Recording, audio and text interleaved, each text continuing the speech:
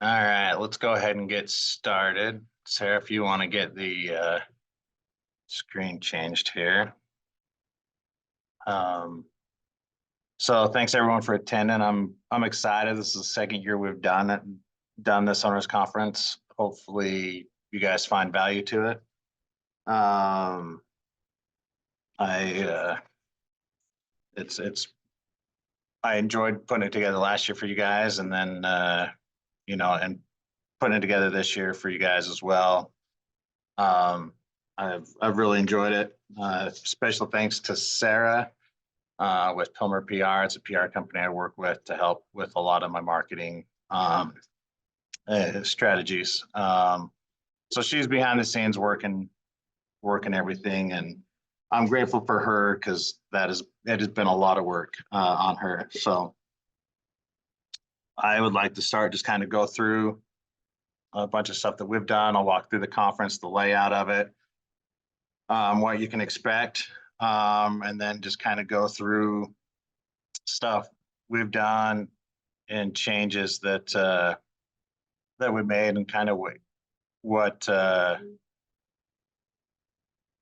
hold on one second.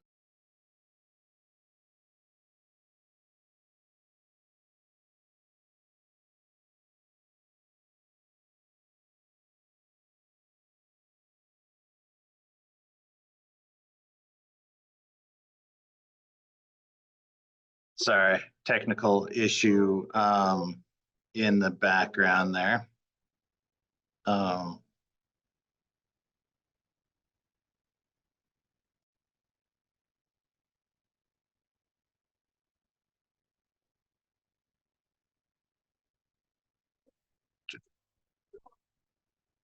sorry, I have an owner that the link is not working for. So, okay. Thank you for that. Once again, thanks for Sarah. Um, but to start off, hopefully you guys enjoyed the tumblers. And so the agenda I'll go through some stuff as I'm going. If you have any questions, just speak up. And I'll answer whatever questions you have. At 10:40 will be Ben Huff. He's a financial advisor here in town.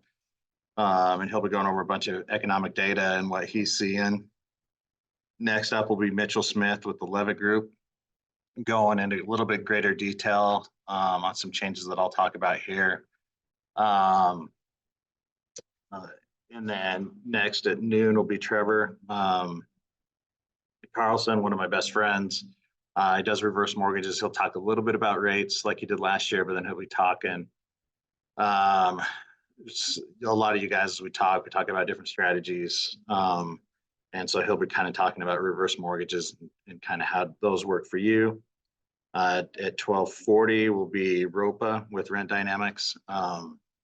It's a company we partnered up with. I'll explain a little bit as we go further as to why, but they do credit reporting and as well as a few other things that are awesome for our tenants. Next will be Chris McCormick. He's the CEO of the Chamber of Commerce. He'll be talking about Vision 2050 for Iron County, some of the things that they're working on, and to reimagine Iron County to make sure that we're growing in a way that's helping solve the problems that are coming as opposed to adding to them.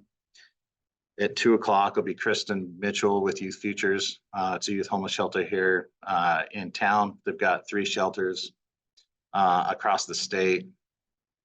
She'll be talking kind of what she does, how you guys are able to help them, and as well as how that can impact your rentals. And then last will be Landon Eldredge on just kind of talking about some insurance stuff, some tips to make sure your rentals are properly insured. So if stuff goes wrong, we know that you're covered.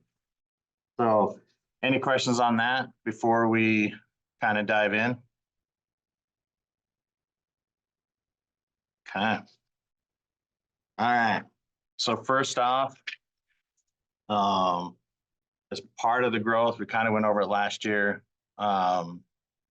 want to go through Sarah. Can I switch screen? There we go. So this is the staff we currently have. We have Shauna Manchester and Julia. This is if to get answers quickly, we've included like, here's what they are, they oversee. Shauna's the office manager. She runs the whole thing for me. So the general questions, email her. Questions on move in, move out, you can email her. Julia runs all our maintenance and student housing. So any of those things, email them. They'll be able to get you answers a lot quicker than me. My job now is running from crisis to crisis, and I'm spending a lot of time in Beaver and Parowan with some of the growth we've had there. And these two are amazing. And we'll be able to answer your questions on owner statements, proceeds, any of that. Still ask me because I still do all of that. So that's, yeah, if you're best thing to do is to work through them. Some of the challenges that we've faced this year and that we can continue to go, I want to go through those. There's just been a whole lot more inventory on the market. I've been spending every Monday and Friday going through the available units within the next month. As of December 29th, there was 123 units available before February 1st. And it's been that way for kind of the last 4 months, in between 115 to 125 units, 4 to 5 weeks out, getting them filled, where before it was 40 to 50, the occasional burst, but that's a lot.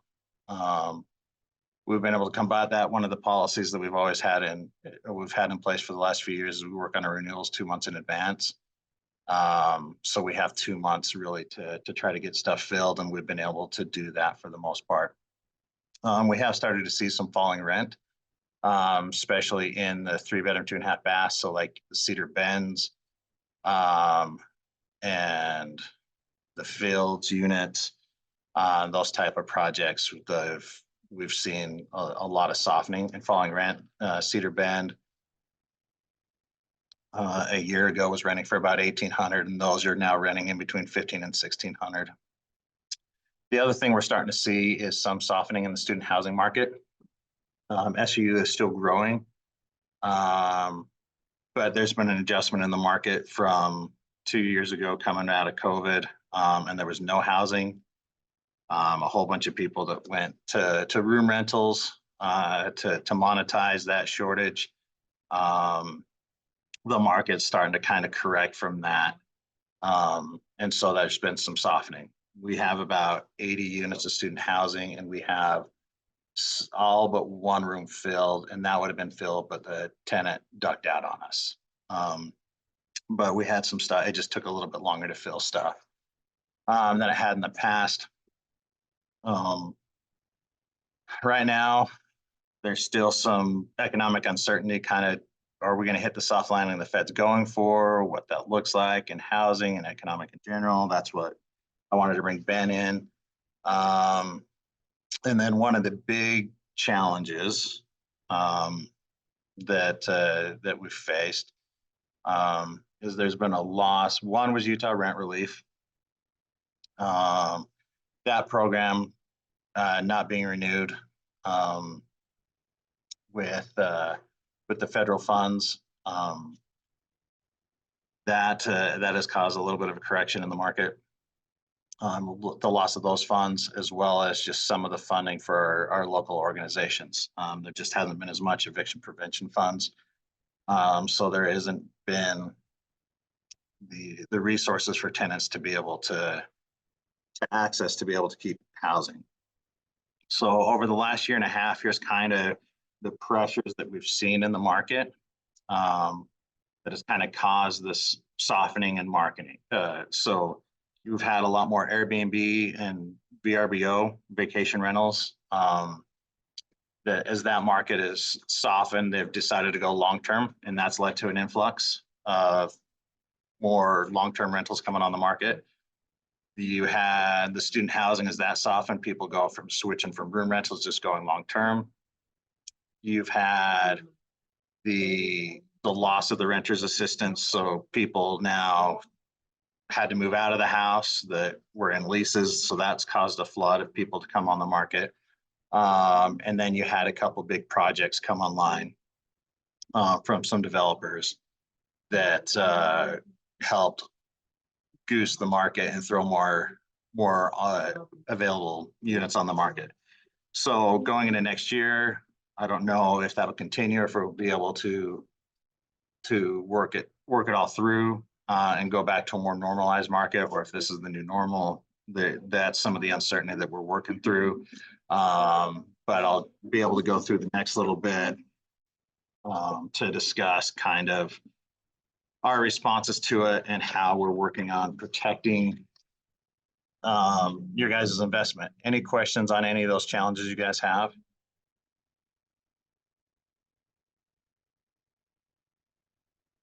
Okay.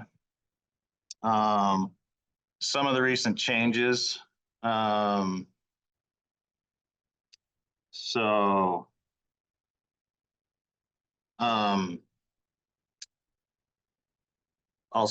jump in a little few. Well, I'll go to tax prep and then I'll do something else. So all your 1099s will be uploaded to your owner's portal before the end of January. July is going to be way too late.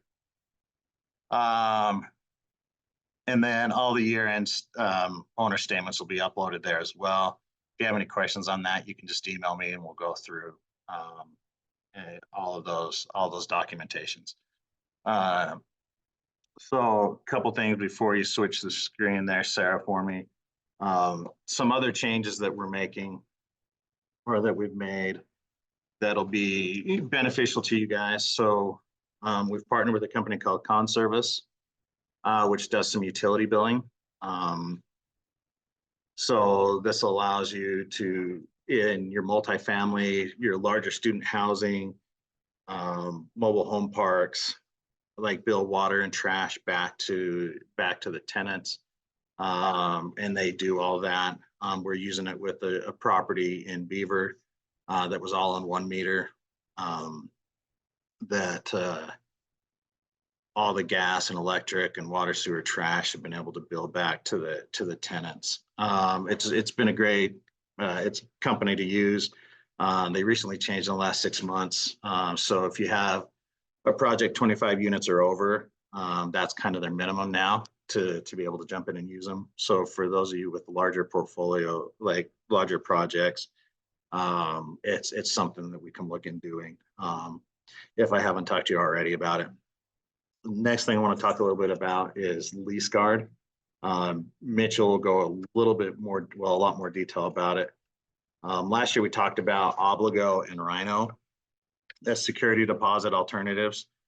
I still love Obligo. Rhino, while a good product, some of the hurdles I ran into is it would require additional assessment from them. So we'd have tenants that would meet our requirements, but for whatever reason wouldn't meet Rhinos, and it for who knows why. Like we could never get kind of what their standard criteria was. So I started looking with Lease Guard, and they have a security deposit alternative that as long as they meet our requirements, they are able to meet it. And what this does is it lessens the burden for the tenants to be able to get into housing if they so choose. So last year we discussed all our deposits went to 1.5 times the rent. So if your rent was $1,000, the deposit is $1,500. As we've been starting to filter through those, that has been fantastic because it has protected your guys' investment as well as the owner's investment or the tenants a lot better. What this does is, so say $1,000 rent, I don't have the numbers in front of me, but say it'd be $25 a month. They have that additional, they have that protection up to $1,500, but now they're not having to come up with $1,500. to move in, which makes our properties more attractive in a crowded market because there's not as much money required to come in to move in. And we've seen, as we started this a few months ago, more and more of our tenants, as they're looking to move in, jump in on that lease guard. The other product they have is a tenant liability product. Our software had one through Great American Casualty, which was a great product, but it didn't have any personal property protection. So, for instance, like the flooding that happened here this summer, we had tenants that chose not to do, and once again, it was a tenant choice. They chose not to get their own renter's policy. They just chose to do the tenant liability, but there was no protection for their personal stuff. So now with this lease guard insurance product, there is $10,000 personal property protection, which is big. And I was grateful to switch over, and it's the same price to the tenants with a little bit better coverage and protection. So, all right, Sarah, we can move on to the next page now. So next thing, this is partnership. I'm really super excited for. Last year, we talked about Azusu, which did a similar thing. The problem is it wasn't integrated with my software and caused a lot of issues on their reporting side. And so we were paying a lot of money, or I was paying a lot of money and not getting the results. So I found Rent Dynamics, and Ropa will present a little bit more about it, but this is rent reporting, which allows all the tenants their on-time rent to be reported to the credit. So it allows them build credit, and eventually, if they so choose, be able to become homeowners as they increase their credit while renting. It's added additional motivation for realtors and lenders to actually refer their clients to us, because we offer this service for their clients, that they eventually will be able to get back to be able to buy and lend a home. There's some financial literacy training that's all part of it for them. There's budgeting. And then one of the coolest things is there's $1 million ID theft protection policy that we actually had 3 tenants this year have some ID theft issues. And this allows protection for them, which allows them to be able to pay rent on time because they're protected. Next up, another software that we invested in is a company called Opinion. So this is, I can't remember the technical term, management software for not just reviews, but feedback. So we started this in first part of November. What it's done is allowed us to, one, capture potential negative reviews. So they get feedback or emails to get feedback and move in, move out. And then quarterly while they're in their lease, and then just before lease renewal. So we have a good idea of how we're doing through those various phases. The one thing we haven't done with here is maintenance, because that's done through Property Meld, which I'll go through. But this allows us to be able to better manage our public perception online. We got beat up by a couple people that used like 5 false names on Google. So we were to like a 4 or 5, and then all of a sudden we dropped down to like a 3-8 because of that. So this, by getting more feedback, and as we've gotten the vast majority positive, it allows us to not be hurt with one negative review. We went from 80 reviews to 129. And it's done, I mean, we're a 4.1 now on Google, but it allows us to be able to keep a public perception, which once again allows people to more want to rent from us. Next, the thing that one of the things I'm actually most excited about is Show Mojo. And one of the biggest hurdles we're having was being able to keep up with the leads we were getting, setting up showings, people showing up on time and no showing. So we looked into Show Mojo. It does automatic scheduling for us. They can schedule just right from all the listings that get posted online. They do all the listing for us. But then the best part about it, outside of all that, is there's data and then there's a drip system. So we've been using this since October. And we've been able to schedule more showings, less no-shows. And the data is absolutely incredible with what we'll be able to do with it. We'll be able to start monthly going through, as you see on the side, average rents for all our 2 bedrooms, 3 bedrooms, and 4 bedrooms within our portfolio. And then we'll be able to track average days on market, month over month, quarter over quarter, year over year. Within those, compare not pet friendly to non-pet friendly, average rents of pet friendly versus non-pet friendly, average days on market.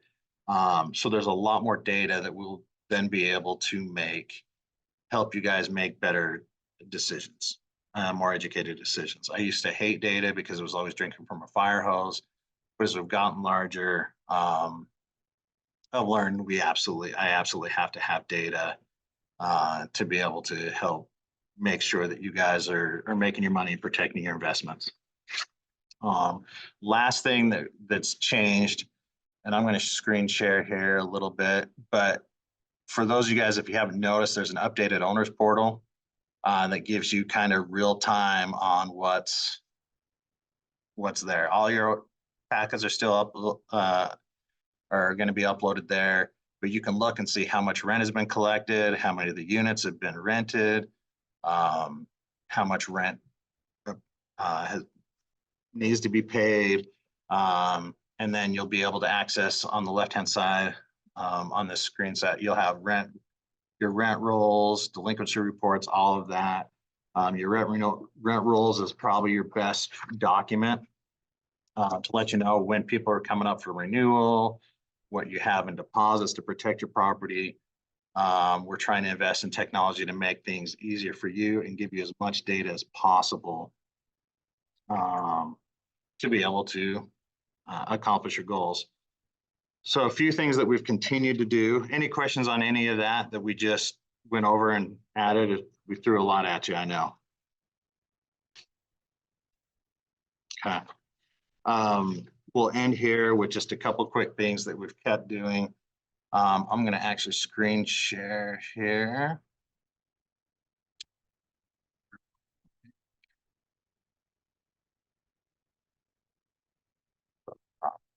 Whoop. Is that showing through? Okay. So we went over last year for those that are new owners. This is Property Melt. This is one of the best investments I ever made in any technology. One, because of the data. Two, it has made our maintenance way more efficient than it's ever been. And the metrics to give us. So these are, we average in between 150 to 160 maintenance requests a month. And this allows us to be able to track it. So we got our average speed of repair, median speed of repair. This is the surveying, so the tenant satisfaction. All time for over a year and a half, we're at 4.6, which means our tenants are very happy. It allows us to survey and know with our vendors what our tenants are thinking of them, as well as the average day to completion for each one of those vendors.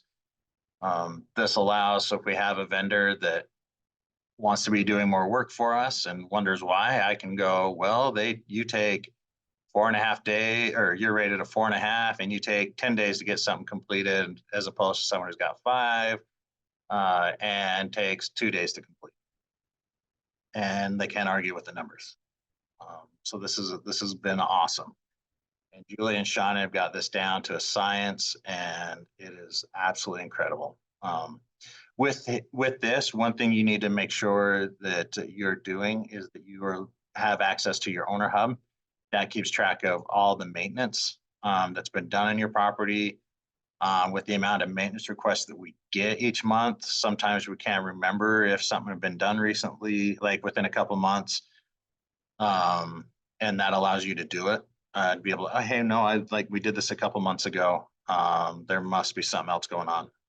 As good as my staff is, it's hard to remember 160 work orders over 3 months and exactly what kind of had been done. So that gives you a little bit more control and understanding what all had been done on your property. So any questions on property meld? Okay. So if you can share your screen again.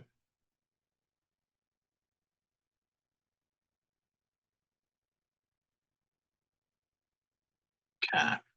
If you'll go to the accounting. One more. Okay. Oop. So last year we had them present. We're now a year and a half into them. Balanced Sets of Solutions has been awesome. They're a national accounting firm that specializes in property management. So as I've looked to make some of these changes, they've been able to connect me with management companies across the country to look at best practices, how they implemented revenue streams. They've been able to clean up a lot of the books and stuff in the background. And things have been so much easier and streamlined for them. Hopefully you guys have seen it on your end. But they're fantastic. So if you have any questions or anything on any of that on accounting, reach out to me. And I usually, if I'm not sure exactly how it happened, I reach out to Felix and Pedro, and they get it covered. So kind of last thing, I'm a big believer in kind of reinvesting within the community. So I want to go over some of the things that we've done, a few things that we haven't put on there. So we've sponsored numerous soccer teams. I love soccer. I played growing up. I coach, my kids play. Even middle age, my son convinced me to play in an adult league. I haven't killed myself yet, but I've had to spend a lot more trips to the chiropractor. But I enjoy it. So we sponsored a few teams. We're an associate partner of the Cedar City Chamber of Commerce. We're big believers in what they're doing and what they're trying to invest in. One of the favorite things that I've done is we partner with SUU. And so I fund a $2,500 housing scholarship for a student at SUU. That's a non-traditional student. So if they coming out of addiction, of experienced homelessness as a youth or as an adult, domestic violence survivors, any of those kind of criteria, we pay $2,500 towards their housing cost that they don't necessarily have to rent from Netgain to be able to get. So we've had one guy that we've funded for 2 years. He's was living in his motor home, and we've been able to find him a room rental as he is studying engineering. And that's been really, really cool to go through. Youth Futures, we're one of the sponsors for their sleep outs, both here and in Ogden. And then last year we were awarded the 2023 Best Estate Award for property management, because kind of the way that we go about things and what we've done. So that's kind of the recap and heads up on everything we've been doing. Any questions, concerns, excitement, anything that you would like us, you think we need to be doing better, now's kind of the time.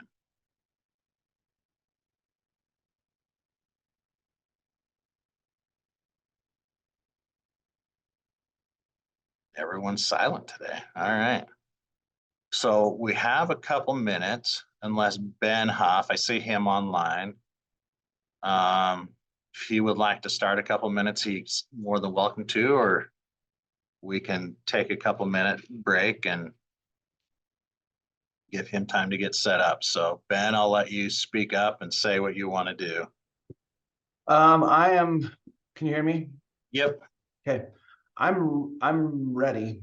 If you want me to go now, or I don't know that we need to break this early, but I'm ready to go if you want me to dive in.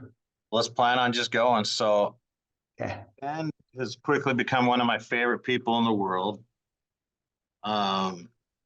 So him and my daughter have played tennis together. My daughter and your daughter, not Yeah. me and your daughter. Yeah, Makes well, me sound creepy. yeah, it's my mind's already shot apparently. So thank you for that fix. As I completely undercut your introduction. But he's awesome. He's a financial advisor in town. He's really, really wicked smart with numbers and economic data. So with that, Ben, don't disappoint. No pressure. Sounds good. Thank you. I just want to say that I appreciate the opportunity to present to all of you. I have really enjoyed getting to know Derek, and he's a great guy. I still don't know him super well because I'm new to town. We've been here for almost 3 years. Next year it'll be 3 years. I'm from Brigham City, and was kind of like a Brigham City Uncle Rico, But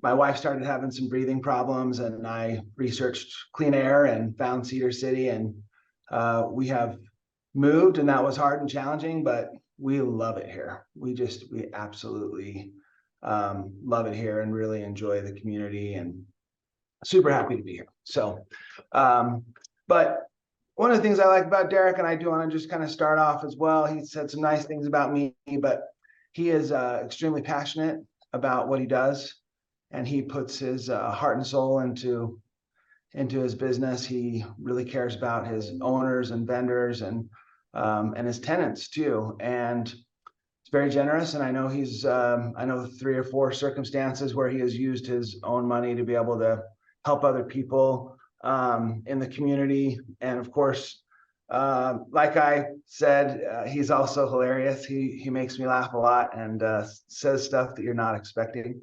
And I love it. I appreciate that. And it's a pleasure to be able to help him. So thank you very much. As he mentioned, I do like to nerd out on data, but I don't want to put you guys to sleep also. So anyhow, I put my thoughts together from the standpoint of what I thought would be important for you as business owners and real estate owners to know about the economy in general. But I'm trying to look a little bit through your lens as real estate owners. I'm going to share my screen. I'm going to go through a bunch of slides along the way here. Just a second here. Let me find the right one.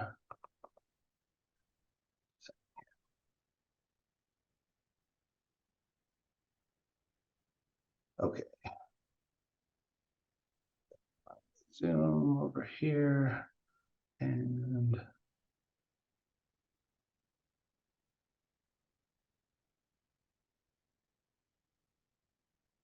okay. I love this quote, and I often use this quote when I'm talking with somebody about if they come in and they have investments at another place, and they're not diversified the way they should be. But the quote from William Arthur Ward is, "The pessimist complains about the wind, the optimist expects it to change, and the realist adjusts the sails." And the reason why I want to share this with you is, in general, in my life, I am an optimist. But when it comes to looking at the economy, stock market, bond market in general, I feel like it's my responsibility to look at this as a realist, right? And if there's, storms on the horizon, then, I need to be aware of those. And a lot of times financial advisors tend to be optimists. You have to kind of believe in the future for this career to work to a certain extent. But I think that you need to look at it as a realist. And I didn't want to pick, there's a bunch of slides online that show this quote with smooth sailing seas. Okay. I wanted to find one that had some choppiness because the stock market is not smooth sailing. And the thought of being on this ship right here with all of these waves scares me to death. Okay. This would be a nightmare for me to be stuck on a, on a boat in the ocean with high seas, and so I did want to just share this to say sometimes when you are looking out, speaking of like rough seas and also weather, sometimes when you're looking out economically, things look smooth and the seas are calm and you can kind of see where you're headed. And sometimes it's pretty foggy, right? And right now is one of those circumstances where overall, I would say that I am definitely optimistic and cautiously optimistic, but it's not the smoothest of seas right now. So we'll talk about that. I just wanted to give you an update on what I want to discuss as far as my agenda. We'll talk about a brief review of 2023. We'll look at current economic data today. We'll talk about our outlook for 2024. And then I really hope that there's some Q&A because I don't know if I'm going to be able to take up all my time, and that's fine. We can have a break, but I'm hoping that there'll be some Q&A there. So I'm going to start here with a couple of pieces of data. The S&P 500, I like to talk about the S&P 500. I know Derek from a networking group, and whenever I presented to that networking group, I used to always like to do trivia. And so I'll do a little bit of trivia here with you guys. And I don't know if you want to unmute or want to ask these questions, or if you want to just put something in the chat. But the first question I have for you is how many companies are in the Dow Jones Industrial? Does anybody know?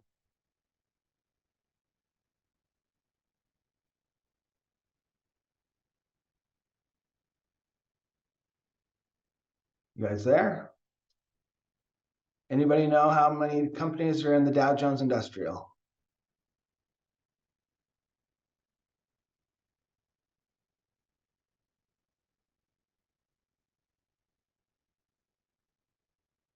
You guys hear me?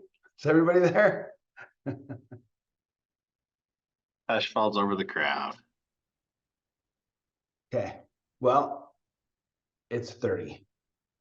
Okay, how many companies are in the S&P 500?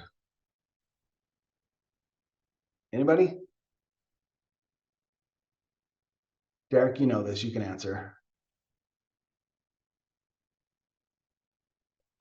All right, looks like we've got a chat here. 500. You're absolutely right, Mark. Thanks. So, and I like to do that trivia. And there are 500 companies in the S&P 500. When quoting performance of the stock market in general, I like to quote the S&P 500 because the S&P 500 is comprised of the top 500 largest companies in the United States. Okay, and so it's a better representation of what's happening than what's happening with the Dow. And we have a tendency to look at the Dow because it's a bigger number, but we really should be looking at the S&P 500. So the S&P 500 last year was up 26.85%. In 2022, that was down 19.5%. And beginning of last year, the stock market did really well. It took off pretty good from the start, did well through June.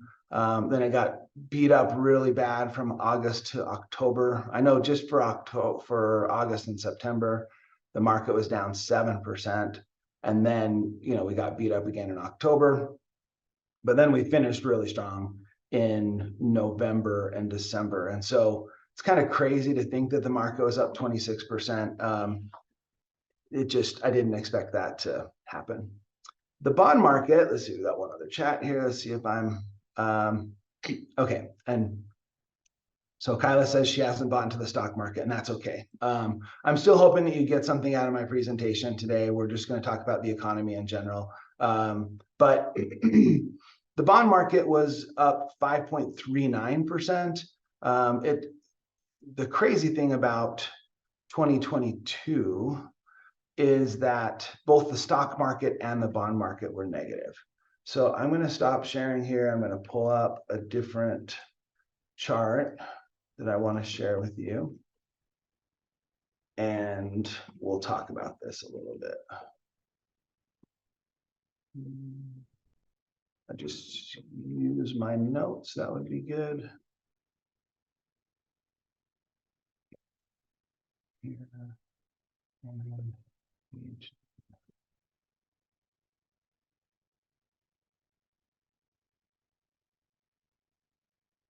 Right, let me pull this back up.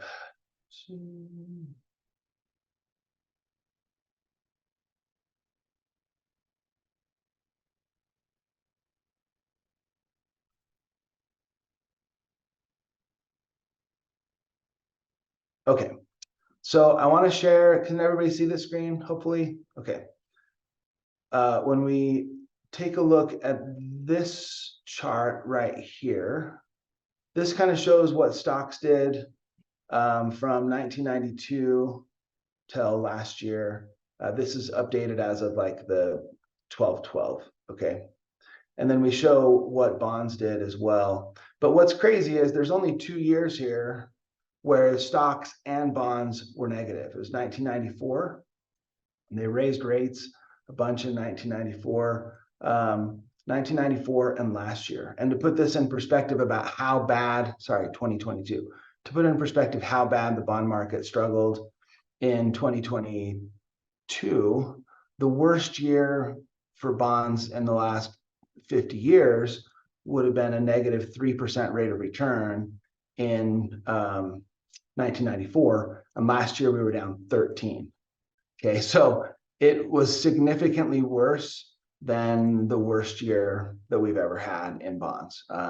So as we look at what happened in 2023, at the beginning of the year, I thought the stock market was going to do okay, but not do great.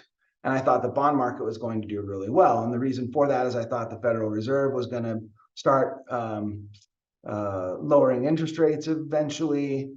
If you think about it, we thought in the spring of last year, there was a whole bunch of talk about us having a recession. And people said there was like 80% chance of recession in like the third or fourth quarter of last year. And it didn't happen. And the stock market just ended really, really well. Bond market really kind of struggled, but that's because interest rates were up higher than expected, because inflation was higher than expected through the summer. And then of course they kept talking about, are they going to lower interest rates? And in December, they finally kind of clarified and said, we're done raising interest rates. And we think that we're going to lower interest rates by 75 basis points next year. So time will tell. And I'll talk a little bit more about that in just a minute. So I want to talk a little bit about the current state of the US economy right now, and the stock market. When we take a look at where it's at with how well it did last year, I feel like the stock market is slightly overpriced. I think it's higher than it should be. We kind of went gangbusters there. And let me actually show this. Go to page 5 here. And I wanted to show you down here, this is earnings estimates for the S&P 500 and go through some of this stuff with you. And when we look at the stock market, whether or not it's overvalued or undervalued, we look at this PE ratio, and that's price divided by earnings. So the way I like to explain price divided by earnings is to say, let's say that you wanted to buy Coca-Cola stock. Okay, your favorite drink is Diet Coke, and you want to profit on your beverage of choice. Okay, so you want to buy Coca-Cola stock.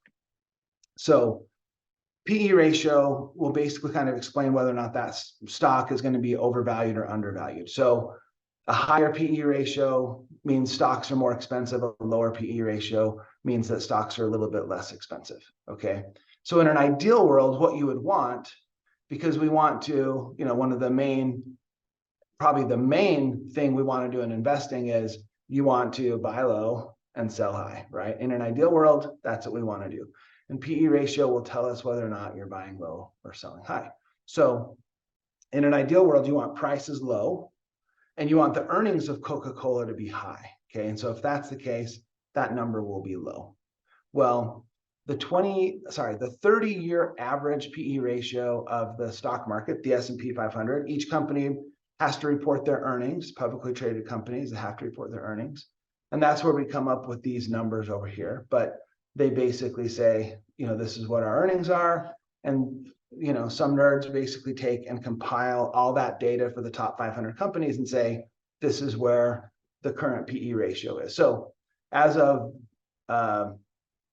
let's say the end of September here, the PE ratio of the market was 20.9 times earnings.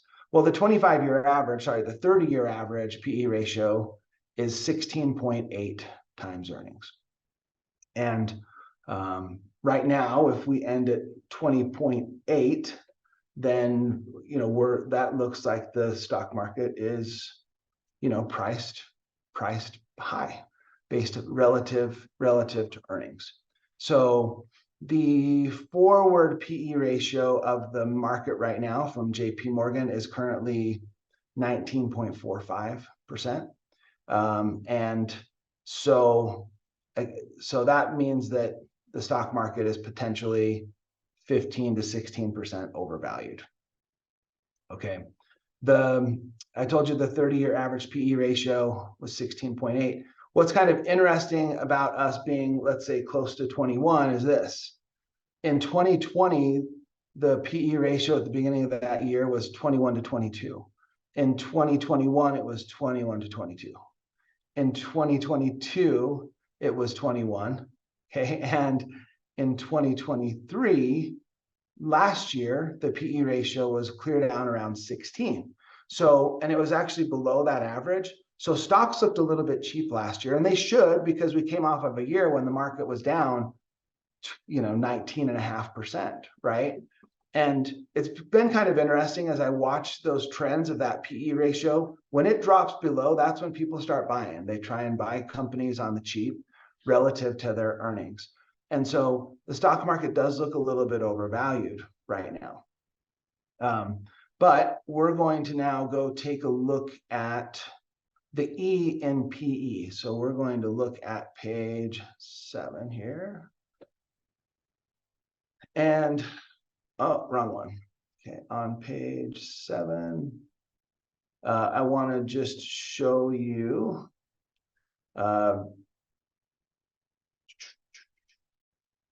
that's the wrong chart. Sorry, just a second. Where was that chart? Maybe it's on page 5.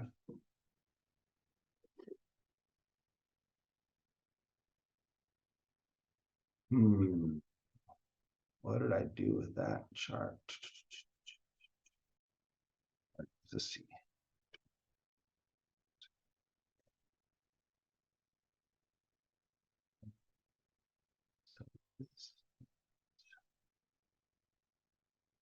This is a GDP outlook. I thought I was looking at an earnings estimate. Anyhow, sorry, I've got a chart here somewhere that basically shows the expectation for earnings, and earnings are expected to go up by, depending on who you talk to, 8 to 11% this year. And why that's important is that it's okay for the stock market. Here it is right here. Sorry. So this is on page 6. I just had the wrong page in my notes. This is the forecast for earnings. So it's okay for the stock market to be going up if earnings are going up. Okay. And our forecast is 8 to 10%. Some companies are saying 11.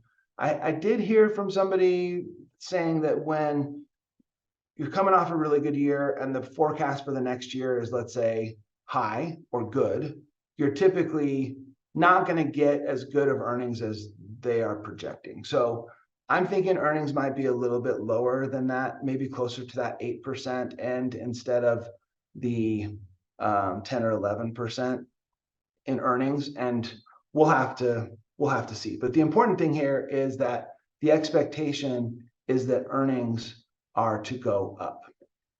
I want to, while we're here, and it's kind of not on the same subject, but in talking about the S&P 500, this orange chart here shows what the S&P 500 did since 1985.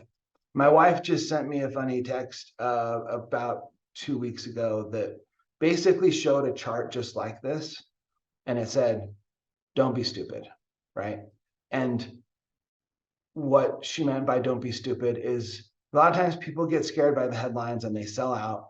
And a lot of times it's people that are really politically motivated, and they'll sell out because of political situations, and then they miss out on huge returns. And I had a client that did that in the spring of last year. You know, he was worried about political stuff, sold everything, sat there in cash and did nothing. I tried to get him put into a money market that was paying 5%, and he wouldn't. So he missed. He basically was earning, 0.3% while he could have been earning 5. But if he would have stayed in the market, he would have earned 15 or 17, being diversified, right?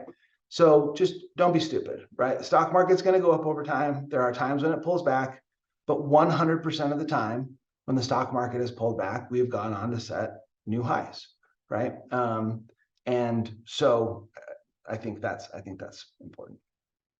So, all right, now I'm going to talk to you about a summary of what our thoughts are. And I like to use JP Morgan's data a lot, but I tried to approve that through my compliance department and they said I couldn't. So I'm going to just show you what I have here from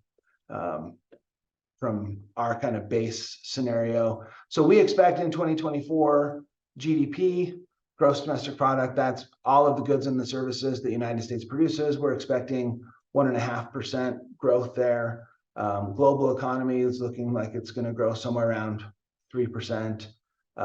We think unemployment's probably going to go up. I've seen a different, I don't know that this is the right forecast. I think unemployment right at the end of last quarter was something like 3.7% or something like that. I do think unemployment will go up a little bit with interest rates being high and less jobs available and that sort of thing. We do think inflation is going to drop by 2%. The Federal Reserve has a target of a 2% inflation is kind of where they want to be. We think we'll get there by mid-year. The Fed funds rate, we're thinking will drop from the current rate right now, which is 5.5. We think it'll drop to 4.5 to 4.75. So they basically are saying straight from the horse's mouth, they're saying that they think that they're going to drop rates by 0.75% next year, and 10-year Treasury yield now near 3.5%. And this is where we said corporate earnings between 8 and 10% versus last year. This part I think is really, really interesting.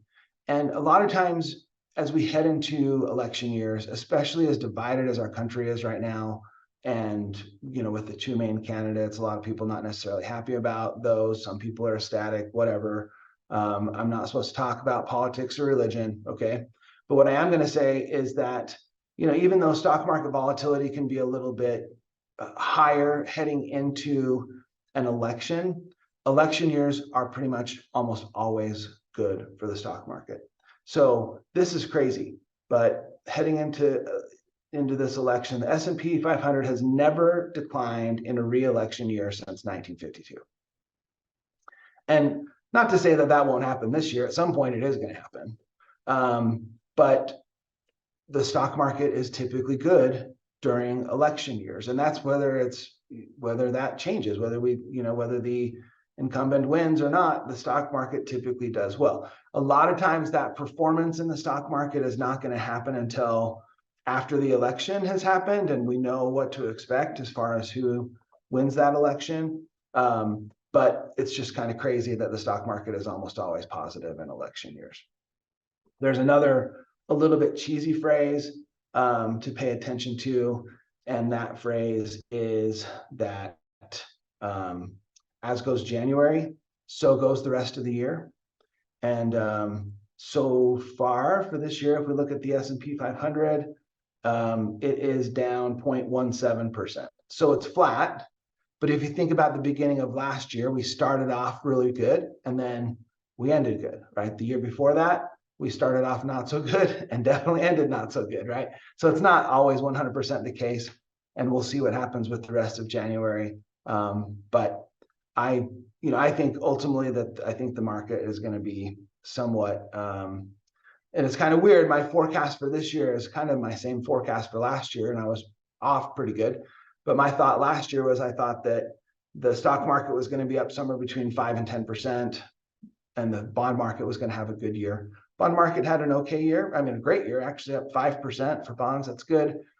Stock market did way better than 10% though, right? So we'll have to see. But when we talked about those earnings expectations here for the next couple of years, in addition to this, we're expecting those earnings to go up. And in fact, if we come back to this page here and look at these S&P 500 earnings estimates right here, look at what the projected PE ratio is here towards the end of next year. So we actually think that the only way the PE ratios come down is there's one of two ways PE ratios come down. Either the stock market drops or earnings go up. And we do think earnings are going to go up. So from 2010 to 2020, stock market did amazing. And the reason why that was okay is because earnings went up significantly over that time period. Okay. Couple other things that I think are important. I am going to go to this page. I think I've seen this a couple times. It's on both of them. Let's go over here. Let's take a look.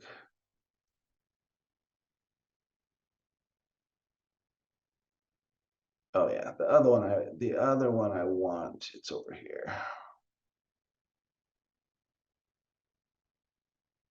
I did want to show you that rent one later when we get to real estate.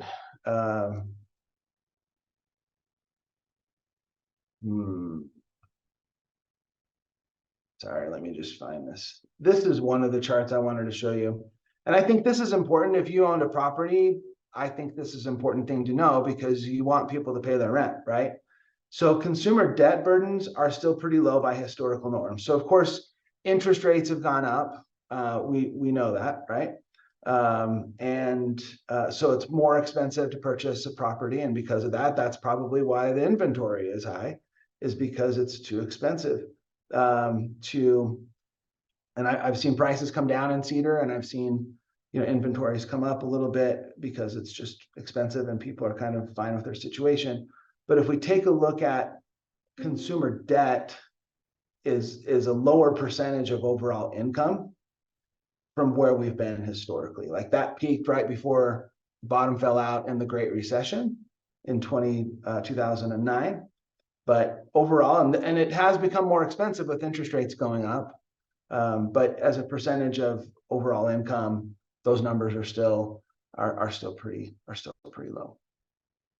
I don't have a chart on this, but well, let's talk about unemployment a little bit. Unemployment is we talked about in that forecast, our forecast, I think unemployment to be somewhere around 4, maybe 4 to 5%. 4% unemployment is what we would call like full employment, where basically if you want a job in America, you can get one, right? And so the other thing that's really important about people having jobs and the unemployment rate being low is that 70% of our economy is driven by consumer spending. So I'm going to stop sharing here for a second. So 70% of our economy is driven by consumer spending. And so if people have jobs, they spend money. That's like it's like a US obligation to spend all the money we have and maybe even more. So consumers pretty strong, and credit card debt has spiked a little bit too, but it's still, as far as a percentage of overall income, is fairly tame. I'm just going to share a couple of other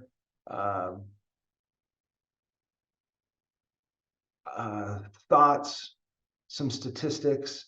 Consumer sentiment has improved, like at the end of like June of last year, consumer sentiment was really, really low. Okay.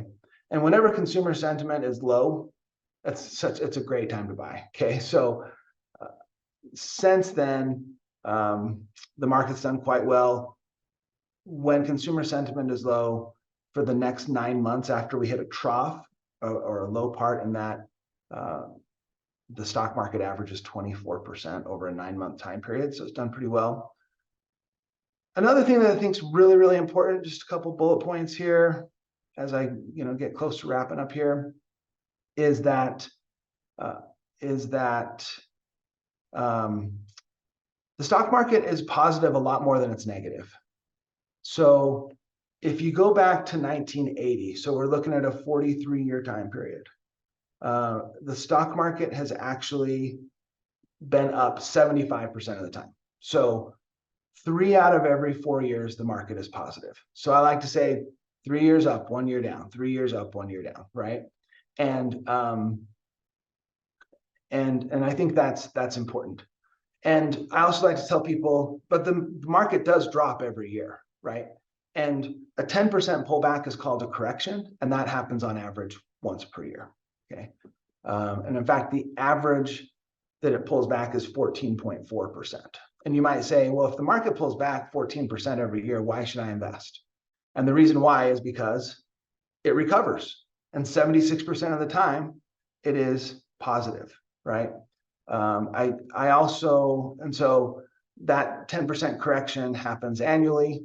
A 20% drop is a bear market, and that happens about 1 in every 4 years on average. So that's a little bit more rare. We went a long time without having a 20% pullback, but we did have one. I like to say, when you think about those expansions and the pullbacks or recessions, that the average expansion is 48 months, about 4 years. The average recession is 14 months. So think of that as long summers and short winters, right? So the market goes up more than it goes down, and it's for longer time periods. Okay. Another thing that we touched on a little bit was recessions. And I think the most likely scenario is that we have a soft landing. We could have a recession this year. If we do, we think it'll be a mild one. And there's 2 definitions of a recession. The first one is 2 negative quarters of GDP growth. Well, we're forecasting that we don't have negative GDP growth. So we think the economy may continue to slow, but we're going to avoid that recession. And so if we avoid the recession, that will basically be what we call a soft landing, and that's what we're hoping for. Okay, and that's what we had last year. We were expecting a recession. Maybe a lot of people were expecting that recession at the end of the year, and it just didn't happen. So I want to talk to you about bonds. If you remember, I showed you that chart that showed that stocks and bonds are very regular, or very rarely down in tandem. Okay, and bonds are really quite boring. So let me actually share a screen with you here. We're going to look at page 9 on this report. If I can find it. Okay. So on page 9 here, for bonds, I wanted to show a little bit of a trend here. And this is basically showing what happens when interest rates go down. So for bonds, when interest rates go down, bond prices go up.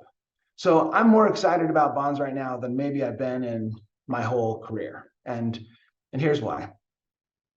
And I wanted to share this with you, but I couldn't get it approved from my compliance department. But there's a chart that basically shows that when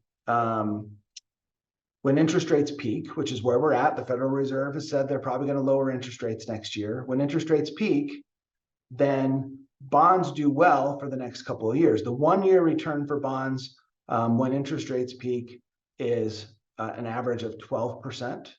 The 3-year average and 5-year average for bonds is an average rate of return of 8% per year. And of course, that's no guarantee, right?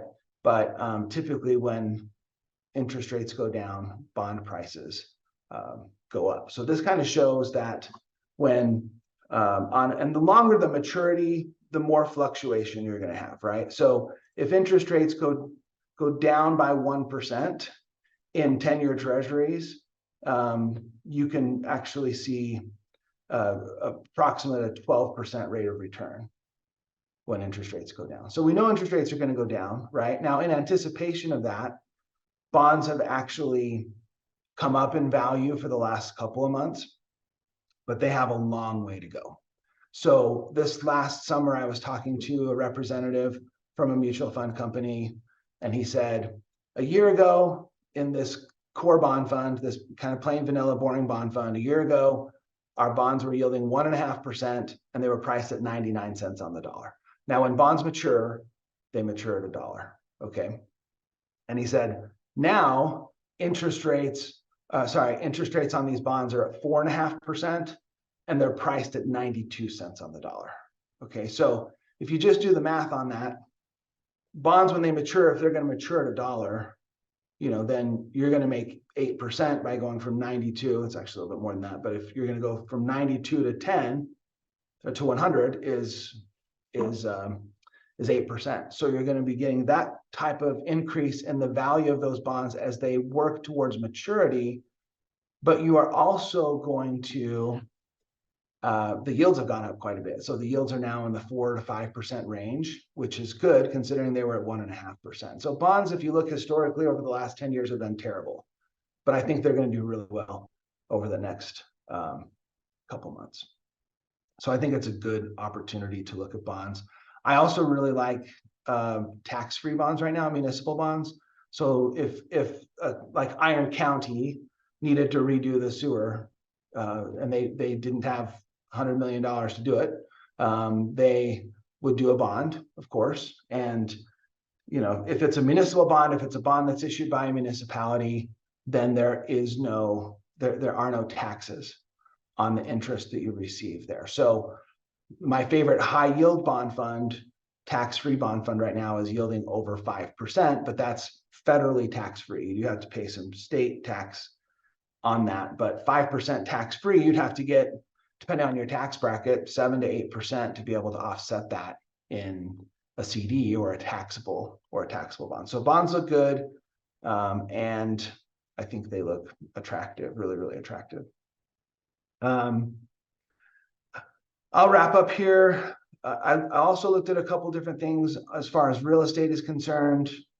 And again, this was on a JP Morgan chart. There's a really cool chart if you want to nerd out on overall US economy called JP Morgan's Guide to the Markets. It's about 60 plus pages. That's updated on a quarterly basis. And I really, really like it, but there's a lot of data there. And I found in looking at their charts on real estate, nationwide inventories are still fairly low.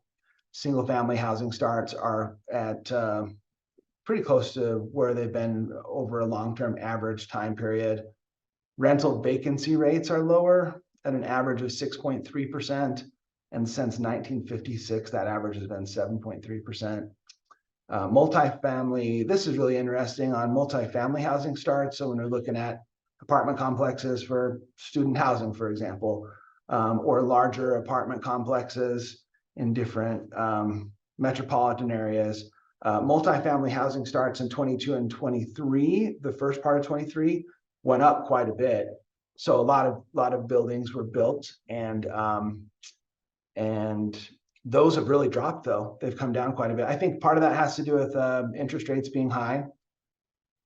The other thing about that, my office before I moved down here was in Ogden, Utah, and I went back there a month ago, and I could not believe how many large apartment buildings have been built in the last 2 years. Right close to the Walmart in downtown Ogden, there were like 12 massive buildings for housing. So I remember seeing a study 3 or 4 years ago, probably 4 years ago, that said that Utah was 55,000 housing units shy of demand. And I think in those cities, we've just seen those large apartment complexes just pop up everywhere. And of course, now there's a lot more supply. And when you have more supply and less demand, the prices come down, right? Housing affordability is still low, so it's expensive, obviously, to buy because interest rates are high. That'll be nice when interest rates come down. It'll be less expensive to borrow, and that will mean that there's more economic activity. And then I'm just gonna wrap up here. I guess I would just say, does anybody have any questions for me at this point? I think I'm supposed to be done at 11:20. Any questions I can answer?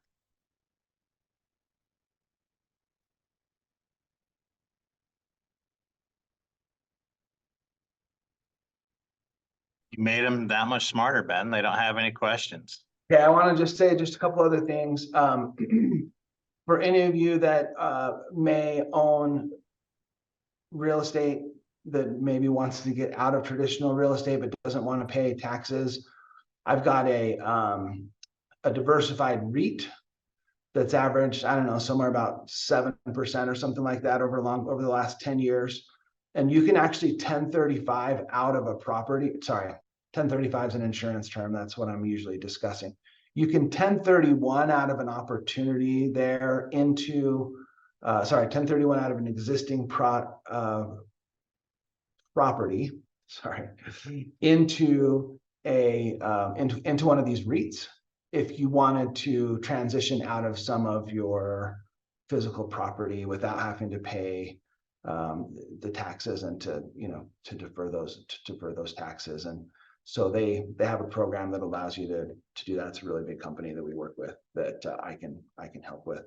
And last couple things I'm going to say, and that is that recently we received the award of Best of Iron County for Financial Planner, which is exciting.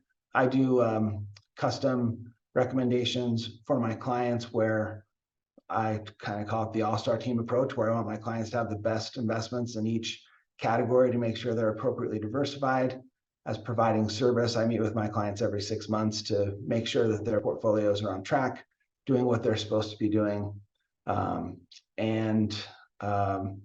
love doing a free review. So if you're unhappy with your financial advisor or feel like you're paying too much, I'd love to see a statement. I can usually almost always reduce costs and improve performance. And with that being said, the last thing I'm going to say is that Mitchell Smith was also in my networking group, and he is a great guy, and I'm excited that we get to hear from him next.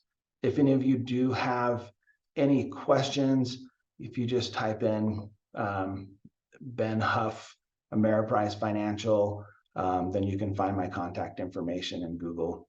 I'm the only Ameriprise advisor here in Cedar City, independent financial advisor, and love to answer any questions they may have. But again, Derek, appreciate the opportunity. Thanks for your time, and please reach out to me if you have any questions.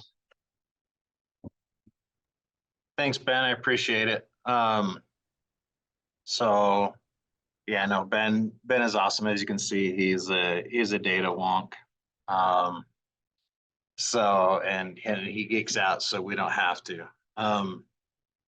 So with that, I see both Joe and Mitchell are in. So I'll give you a little bit of background. So during my presentation, we talked about LeaseGuard, kind of why I made the switch. It's a product I knew about almost a year before. Joe had kind of approached me and I kind of said, I think I'm good for now. I really like what I'm getting from Obligo and Rhino. I ran into Mitchell, and between the two of them, we started having conversations when I started to see some of the hurdles with Rhino, learned a little bit more about the tenant liability policy, and then signed on. So it was a busy last quarter of the year with a bunch of technology changes and different things. So it's a product I'm super stoked about, and what it'll allow, what it does for our tenants, and then what it does for you guys to be able to protect your investments. So with that, I will turn it over to Joe and Mitchell. Thanks, Derek. Thanks for that. And two, just put up a little plug in with Ben. I've worked with him personally. Great guy, great to work with, great to sit down with. And I'm thanks, Ben, for that shout out. Yeah, let me share my screen really quick. Oh, let's see here. See if I can figure this out. Perfect. Yeah. So as Derek was saying, our product, it's LeaseGuard is the overarching carrier or product, where we have two different products. We have a security deposit eliminator and a tenant legal liability. And just to give you a little bit of background, LeaseGuard has been around for over 10 years. It actually started over in Europe, where the product took off, and so they moved it here to the United States, and we have the pleasure of selling this product. It is backed by an A-rated carrier and by one of the largest reinsurance companies. So it's here to stay. Great product. We've seen a lot of success there. Joe, did you have anything you wanted to add to that? Yeah, one thing I would say is it's really took traction in Europe. Europe was the first test market for this product.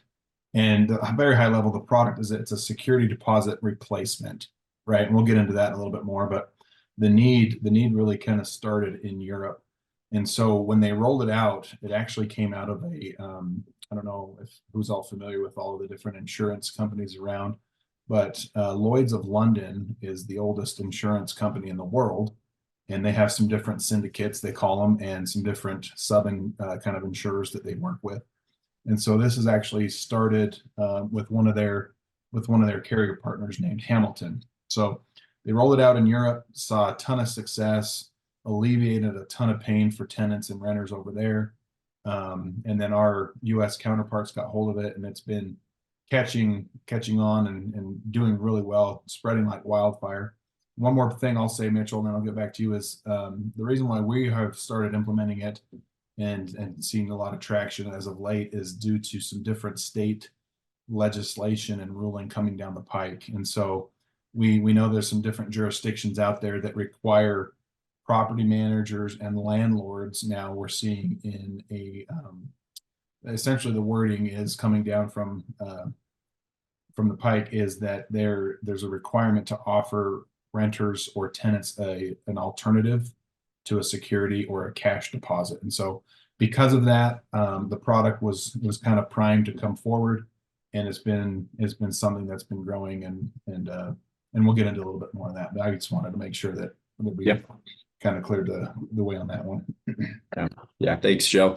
And I think too, I know that a lot of you owners, and I know Derek for sure, the laws are becoming more and more tenant friendly.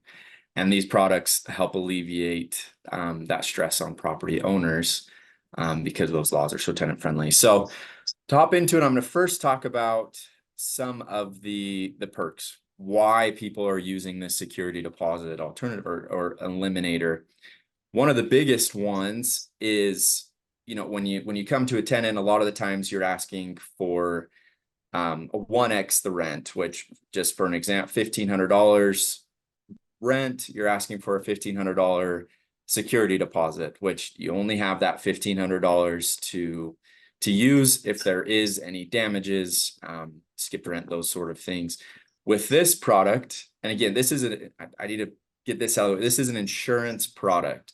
It's not a bond or a guarantor that there are out in the market. This is an insurance product. So going back, coverage can be purchased up to 3x the monthly rent.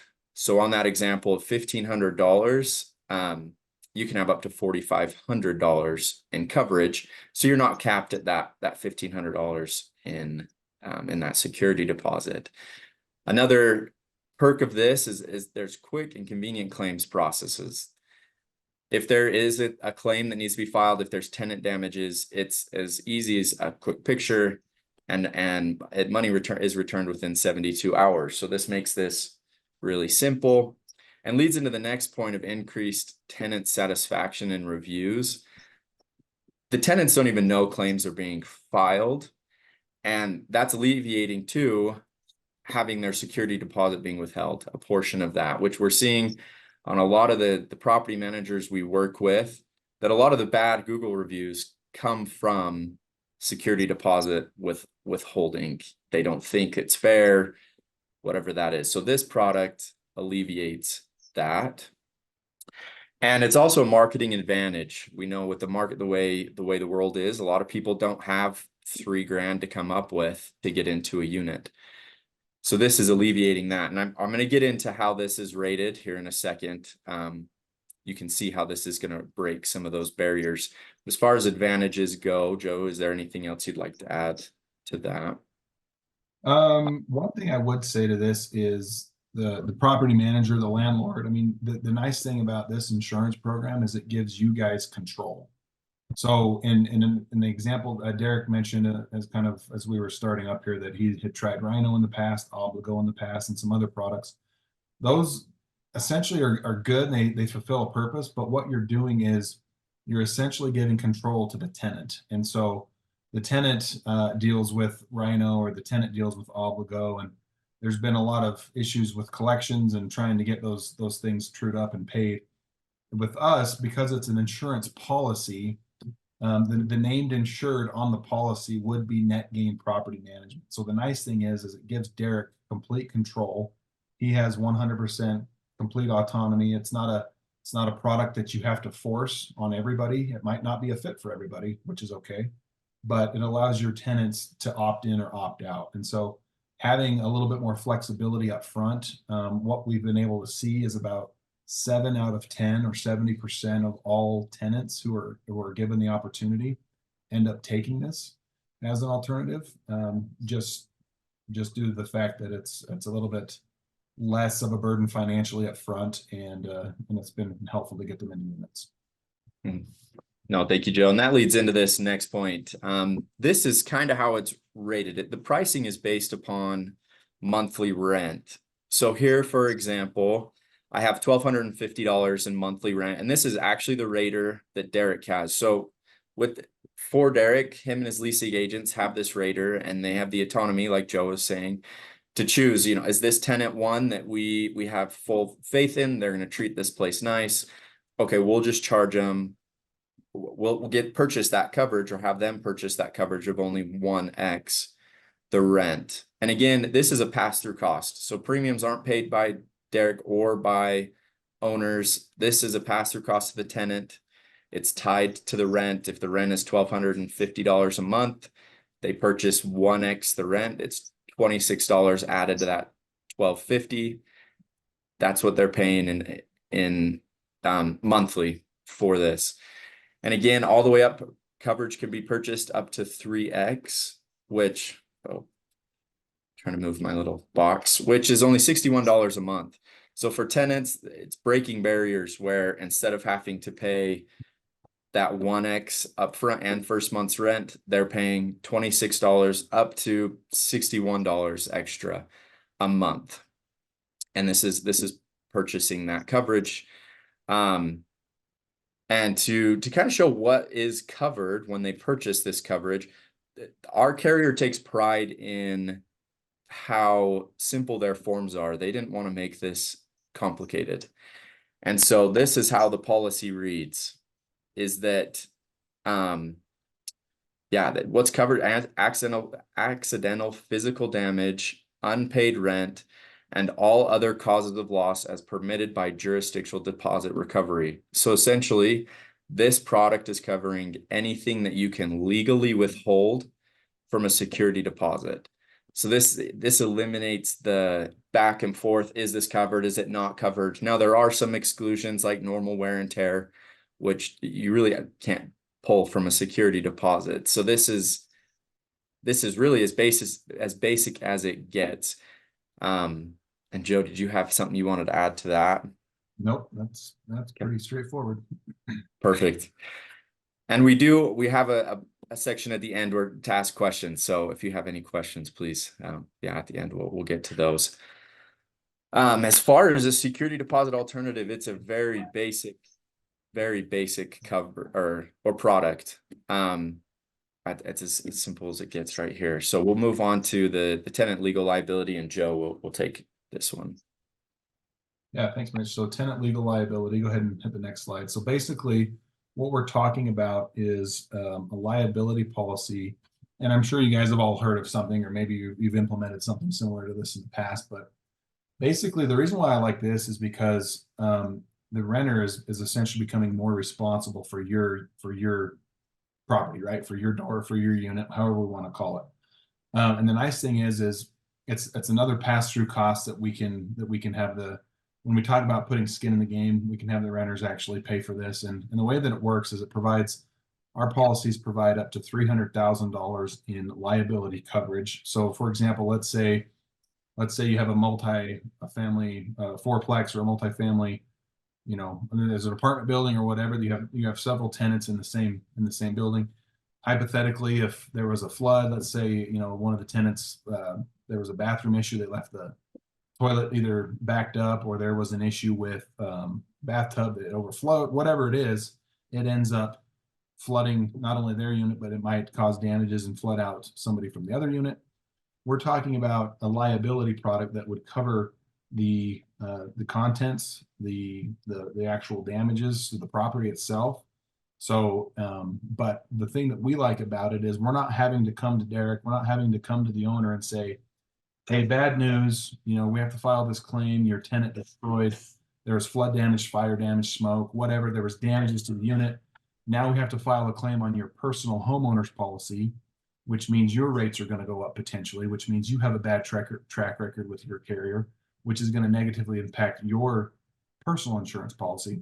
So what we're doing is we're displacing that, and we're saying that the tenant now becomes liable for the damages that he or she causes, right? And so in a perfect world, that's how we see things, is let's make the responsible party essentially responsible for the damages, right? So the nice thing is by having a policy that triggers and reacts this way, we can not only help you guys cover your properties appropriately, but we can not negatively impact your own policy. So some things that it covers, like I said, it covers up to $300,000 in liability coverage, and that's going to be a per apartment, per door, per home, per unit limit.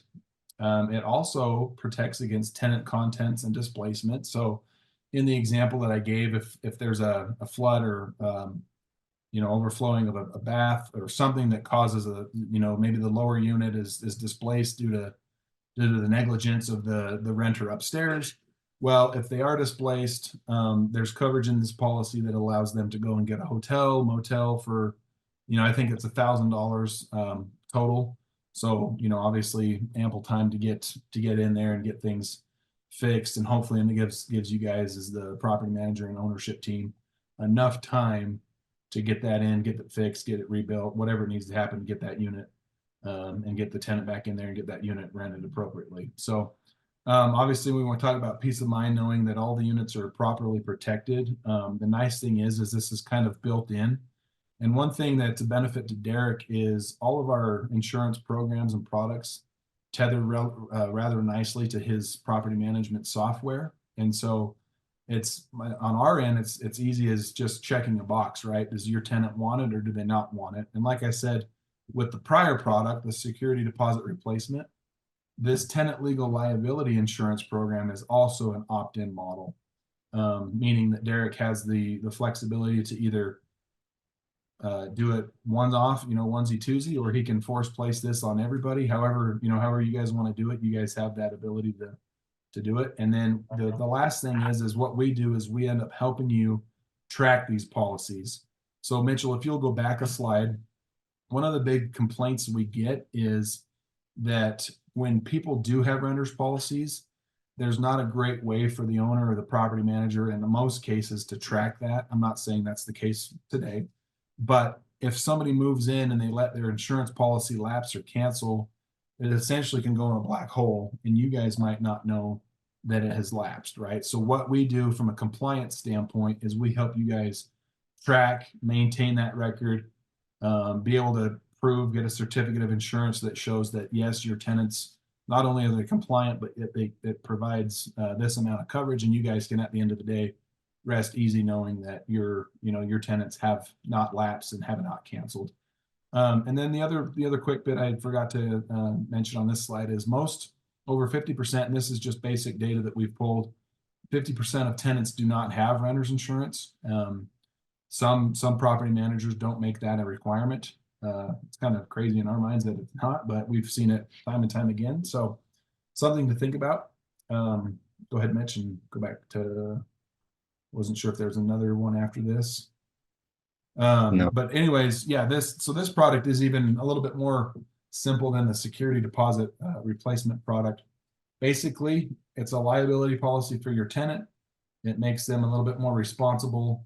They've got some skin in the game now to where if they damage they damage your stuff, your apartment, your house, that they're actually going to be the one held responsible. Pricing on a policy like this, we didn't actually include it in this slideshow, is extremely affordable. Our prices range from anywhere from $7 to $10 a month typically, and up from there, a little bit higher depending on the value of the rent, the value of the property, and how much liability coverage you actually want to purchase. So very affordable. If I've been a renter before. If somebody came to me and said, hey, in order to get into this, one of our requirements is another $7 a month, probably something I wouldn't have batted an eye at, right? So very affordable. And then it gives you guys as the owners, that feel good at night, right? Sleep easy feeling when you guys are, when you're dealing with these types of situations. So that's essentially it. Go ahead, Mitch, sorry. Yeah, no. Oh, Derek, Yeah, real quick, let me jump in. So we've always required the renter's insurance. What this will do is just another option. So we've gone away from the Great American to this with all the same requirements. It has made it easier for us to track, to ensure that the tenants are insured. Luckily, we haven't had to make any claims on it yet. But then the tenants are just $12.50 a month, and it's just added to their tenant ledger to pay, and it's been really, really smooth. So good. Great to hear, Derek. And I think too, just to kind of back up a little bit, some of the differences with Great American, Derek, you can correct me if I'm wrong. Great American was just a liability policy, but this also gives the tenants a little bit more perks. It has the tenant contents and displacement where other products in the market don't have. So this isn't just a peace of mind for you guys, it's also peace of mind for the tenants. Yeah. Oh, go ahead. Sorry, Derek. I was that's the big difference, and that was one of the hooks that caused me to switch, because you'd have the tenant upstairs mishook up their washer, flood down their unit. The tenant below is all mad because their stuff got ruined, and it just turns into a big mess. Where with this, should simplify all that because stuff is covered, their stuff's protected, and it'll make things easier as we continue to move forward. So I've been excited about it. Yeah, one thing I neglected to say, and I apologize, is on tenant content coverage, typically a standard amount there is about $25,000 in contents. And so to your point, Derek, if let's say that washer ends up flooding, and it causes damages not only to the unit where the flood happens, and they've got the tenant has some of their own contents that are ruined and damaged. Let's say it also floods below them, same situation. If both renters are on this policy, then they each have that $25,000 limit of their own personal property while renting from you, right? So that's kind of the bread and butter right there, is the fact that not only you're getting the actual property covered from a liability aspect, but now you're getting their own property, their own contents covered, which is nice as well. So. Great. Well, any questions for us after that spiel?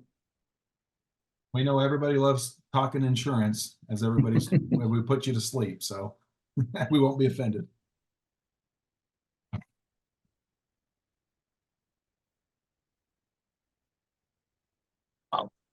I'll jump in real quick, just because I know as we've been rolling this out and talking with new owners that are looking to add us, and I bring this up, like, it's always been a concern. Because, well, the one question they always ask is, because cash is king, right? And that's 100% what everyone wants. Well, if you don't have it on hand, like, how does that work? And, you know, even with, so we've used Obligo, which we still have access to because it's integrated with our software. And even with Rhino,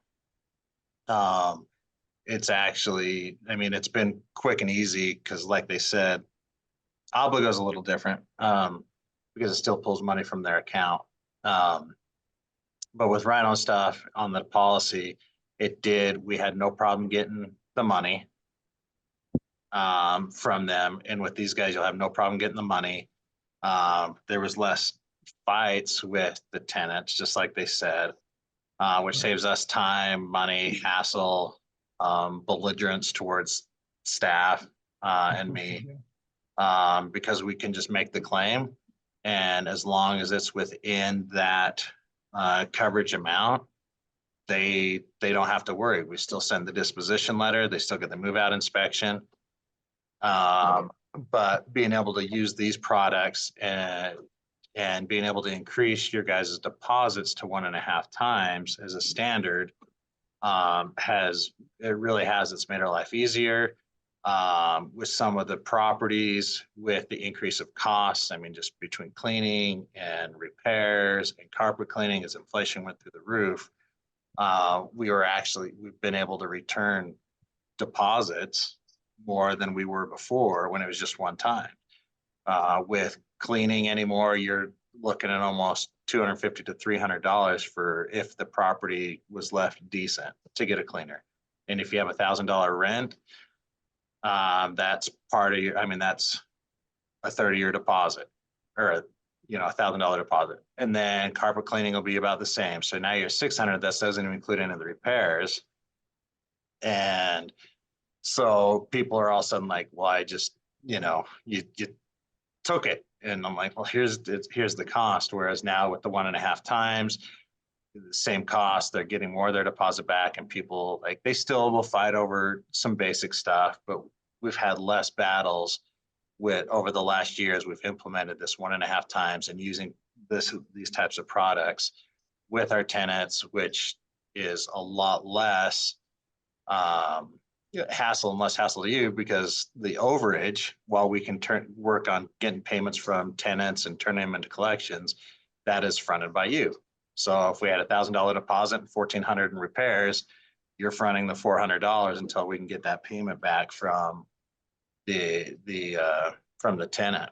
And so that's why we started looking at this. And instead of paying $1,500 to move in, they're paying $35 a month. And it's less money coming in, and people are happier. It's a smoother, because there's less money to collect, because we just, boom, here it is, part of your ledgers, they just pay that.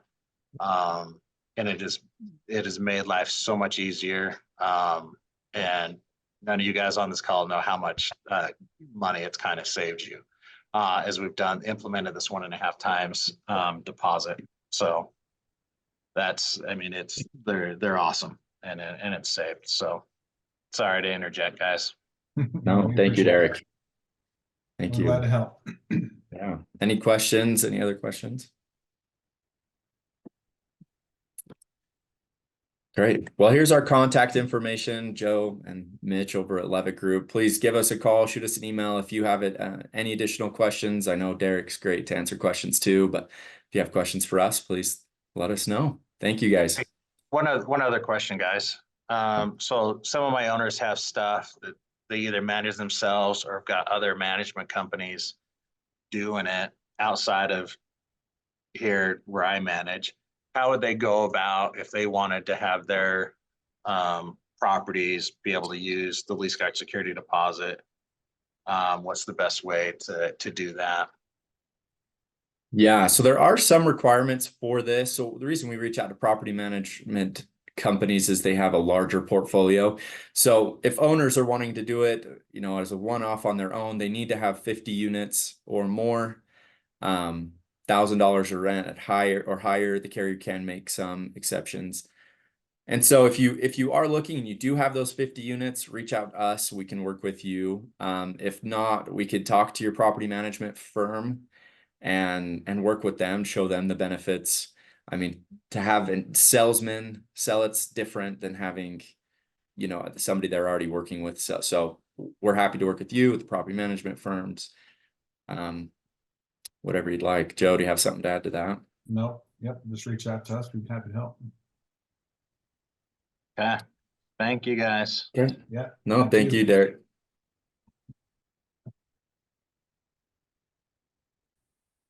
Accident hit me. Okay, so we've got about 15 minutes before we move on to Trevor. Trevor will probably be logging in 5 or so minutes.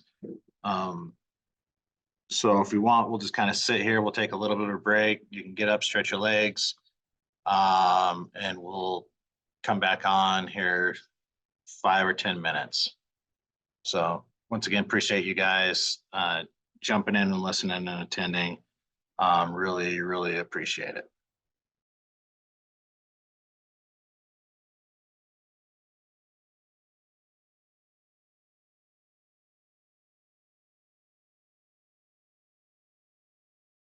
All right. Hope everyone enjoyed their break. We are about ready to go. So as I had stated earlier at the beginning, as we're going through everything, Trevor is one of my favorite people in the world, and we had promised to conquer Cedar City together, and he gave up and went to conquer St. George and the country and left me. But I'm not bitter at all. But I really appreciate him. I'm excited. Like I said, you know, last year his rate presentation history was awesome. So let him kind of discuss that, but then also discuss a little bit on reverse mortgages, because many of you guys have kind of talked about different things with you guys as you move into the future financially, and ideas and options to help you. And he is the best in the business. So without further ado, I'll turn the time over to Trevor. Awesome. Thanks, Derek. I appreciate it, man. So yeah, I did. I gave up on Cedar City. It was just too windy. It shook me. So, but yeah, I appreciate this opportunity. This year we're going to focus specifically on reverse mortgages. Last year, as Derek mentioned, we talked about interest rates and the predictions we had for the market. Unfortunately, I was about 9 months. The market was about 9 months too slow on doing what I said it would do, but things are starting to happen the way we had expected. They were just slower than we expected. But the reason I wanted to focus specifically on reverse mortgages today, partly is because, of course, that's what I do. It's my specialty. It's the only thing we do as professionals at my company. But more and more, we're seeing the need grow for this product. And so for you as homeowners, you know, in your circle of influence of the people that rent from you, or the people in your influence, you're likely seeing that inflation is really becoming a real nightmare for a lot of people. And so hopefully this will provide some clarity and information that you can share with others that may improve their lives. And so let's go ahead and jump right into that if you want. Sarah, do you want to open up the presentation or the PowerPoint? Or if you want to share. Sorry, what was that? Oh, if you want to share your slide. Oh, can I share it from my side? Yeah, you can share them. Great, let's do that then.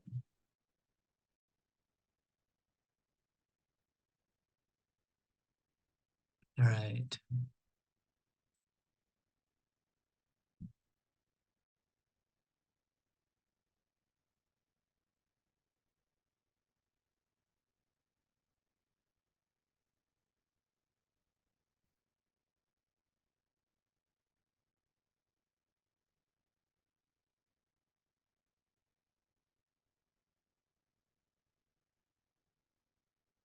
Okay, are you able to see my screen now?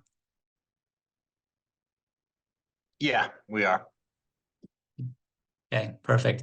So as I mentioned, my name is Trevor Carlson. I've been in mortgages since 2006. I started a Heritage Reverse Mortgage in 2016, and all we do is reverse mortgages now. And the reason for that is that I found when I began doing reverse mortgages that it was the most effective way for me to truly impact somebody's life and help somebody to live dramatically better.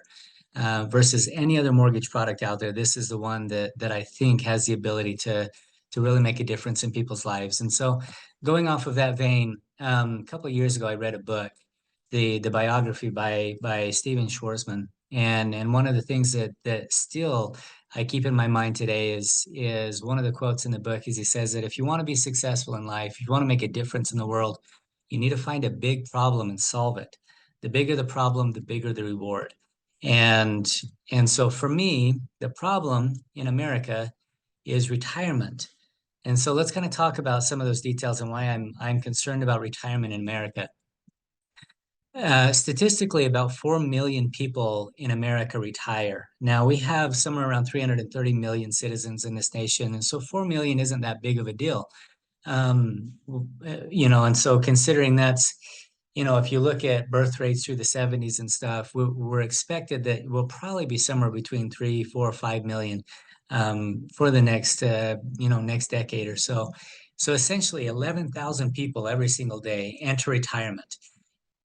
And as I mentioned, that makes sense with how many people live in this country. And so the number of people that are retiring isn't really the issue. The issue is how these people are retiring. So these next statistics come from Social Security. Over 60% of retirees rely on Social Security as their primary source of income. And the average check from Social Security last year was about $1,705. So if you want to do the math on that, that tells us that 2/3 of all retirees are living on a fixed monthly income of about $3,400 or less. And I can tell you from experience, lots of experience, that it is more often much less. It breaks my heart that often we have clients come in that are surviving on $1,100 or $1,200 a month fixed income for the rest of their lives. And to consider how they're surviving and how they're doing it, it just doesn't make sense. And I do this for a living, but it definitely is an issue. Going a step further, this was an article posted in Forbes last year. This said that in 2019, the median net worth of retirees was $266,000 in 2019. And of that, $240,000 of it was locked up in their homes. And so I want you to imagine what this looks like. This is life expectancy over the past century, since 1900 until 2010. When Social Security was implemented in 1935, the average life expectancy was 59. So for somebody who actually lived long enough to qualify to get Social Security, they were already past their expiration date. The government didn't expect us to live into our 70s and 80s the way we're doing now. And so imagine somebody at 60-something years old today, they're retiring tomorrow, they can expect a $2,000 to $3,000 fixed income for the rest of their lives, and they might have $20,000 in the bank. And so this is why I say retirement is a problem, because this is the problem. This is why, more and more as you're going to Walmart or Culver's or McDonald's or whatever, we're seeing people in their 70s and 80s working. It's not because they're still trying to climb the corporate ladder and because they get a thrill of flipping burgers. It's because they're trying to make ends meet. They're trying to survive in a system where retirement is broken for them. So let's figure this out. What's happening here? What does our financial planner tell us to do to prepare for retirement? Number one, live within your means. Number two, invest some of your excess income every month into something safe and secure, something that earns you, 5 to 10% return consistently over time. And the more you can invest, the more you'll have later when you do retire. So here's the question. Statistically, how many people are really doing this, right? The answer, most people are doing this. Because even though retirees in America are not doing well financially in terms of an asset liquid asset or monthly income basis, they are absolutely doing well on an asset, a total overall asset basis. Because think about this, when you go to make a mortgage payment, and in you know, when I do seminars and conferences and we talk about this, this is one of the questions I ask, is that when you go to make a mortgage payment, you're paying principal, you're paying interest, you're paying taxes, you're paying insurance, right? We kind of know where all of those things go. So who gets the interest of your mortgage payment? The bank does. Who gets the taxes? The county does. Who gets the insurance? The insurance company does. But who gets the principal? You do. It's as if you're taking money out of one pocket and putting it into the other pocket. You're taking money from your checking account and you're putting it back into your home's equity. You have not lost that money. And that's essentially what's happening when people make a home mortgage payment for 10, 20, 30, 40 years.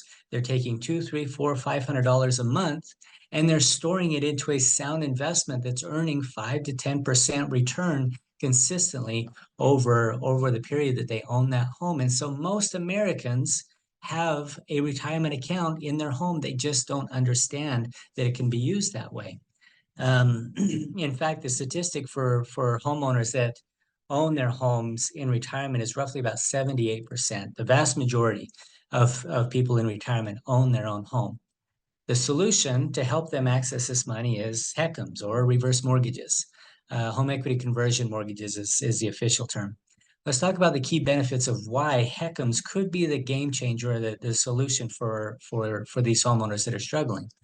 The first benefit is that you're able to eliminate a monthly mortgage payment. Now, they continue to pay the property taxes, the insurance on the home. As a homeowner, those will always be required, right? It doesn't matter what kind of mortgage you have, where you live, whether you have a mortgage or not, you got to pay your property taxes or the county is going to foreclose on you. And the same goes for reverse mortgages. Homeowners that have extra or have equity in their home are able usually to pull some of that equity out. They can consolidate other debts, pay off a car loan, a credit card, and again, further reduce the monthly burdens that they're feeling from their debts and expenses. Number three, and we're going to go into this quite a bit because I think with this audience, the growth line of credit is something that will seem very beneficial and impactful in terms of how people can use this to grow their assets, to grow their wealth. But again, if somebody has enough equity in their home, they're able to put that equity into a line of credit they can draw, similar to a home equity line of credit. But we'll come back to that in just a moment. Likewise, as I mentioned, they can draw large amounts of funds if they want to go on a vacation, if they need to pay a $20,000 health expense, if they want to send a kid to college. You know, those are some of the benefits that people can experience with doing a reverse mortgage and using the asset and the equity that's in their home, but still own the home and maintain the home for the rest of their lives. So how mechanically do reverse mortgages work? This is one of the key points that I try to help people understand, because most people think reverse mortgages are complex or confusing. It's a scam, it's a this, it's a that, you know what I mean? And so very simply, I just try to help people understand the very basics of what a reverse mortgage is. Number one, well, let me back up. The easier way to explain this is, let's compare the two. Let's compare a reverse mortgage to a conventional mortgage and see how they're different. So with a conventional 30-year fixed mortgage, the basic mechanics are you go to a bank, you borrow money, you buy a home, and the agreement is that the bank's going to charge interest on the amount of your mortgage or your loan balance until you pay them off. Now, traditionally, that means that every month you're going to make a payment that's going to pay down a little bit of the principal. It's going to pay that monthly interest that was charged. And so little by little over time, your mortgage trickles down to zero until you pay it off. The only difference with reverse mortgages is that your payment becomes optional. That means that if you want to make a monthly payment, excellent, go ahead, make it. You get the exact same benefit. You'll pay this loan off in 30 years if you really wanted to. But the point for most people is that with a reverse mortgage, you never have to make a monthly mortgage payment. As long as you live in the home, as long as you pay your property taxes and insurance, you do not have to make a payment to the bank. they're still going to charge interest just like any other loan, but instead of charging that in a payment to you, they will add that interest charge onto the balance of the mortgage. And so over time, that's the key difference, is that instead of your mortgage slowly trickling down to nothing, your mortgage slowly trickles up until you either sell the home or you pass away. And then at that point,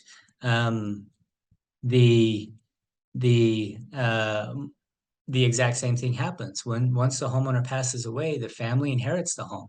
They have the option to refinance the home, to sell the home and keep whatever equity is left over. But the home always belongs to the homeowner and their family. They don't lose it. They're not giving it away. The bank's not taking it from them and letting the homeowner live in the home. The home belongs to them. The only difference is how interest is handled with a reverse mortgage. To qualify on a reverse mortgage, we're kind of buzzing through this presentation, and so hopefully if you have any questions at the end, please bring them up, but we'll just kind of keep humming through this. Those who qualify for a reverse mortgage, number one is the home has to be your primary residence. We can't do this on investment properties or second homes. However, you can do a reverse mortgage on a primary residence and use the equity in your primary residence to buy those other homes. And so if you wanted to pull $200,000 out of your primary residence and then go buy a second home or go buy an investment property or go buy an Airbnb, all that is totally fine. How you use your money is your business. And I have a lot of clients who will do that because what a great investment opportunity that is for them. They can take money out of their primary residence. They're being charged 5% or 6% or whatever the mortgage interest rates are. They can take that money without a mortgage payment and go buy an investment property. Now they own two properties that are appreciating at 5 to 10% a year. This one's cash flowing for them. And when they pass away, everything goes to the family and the homes can be sold, and the family keeps the assets that are left over. And so again, it's a great alternative for somebody in retirement to add additional monthly income by expanding their portfolio and buying additional rental properties. Second requirement is that for the standard reverse mortgage, at least one homeowner must be 62 or older.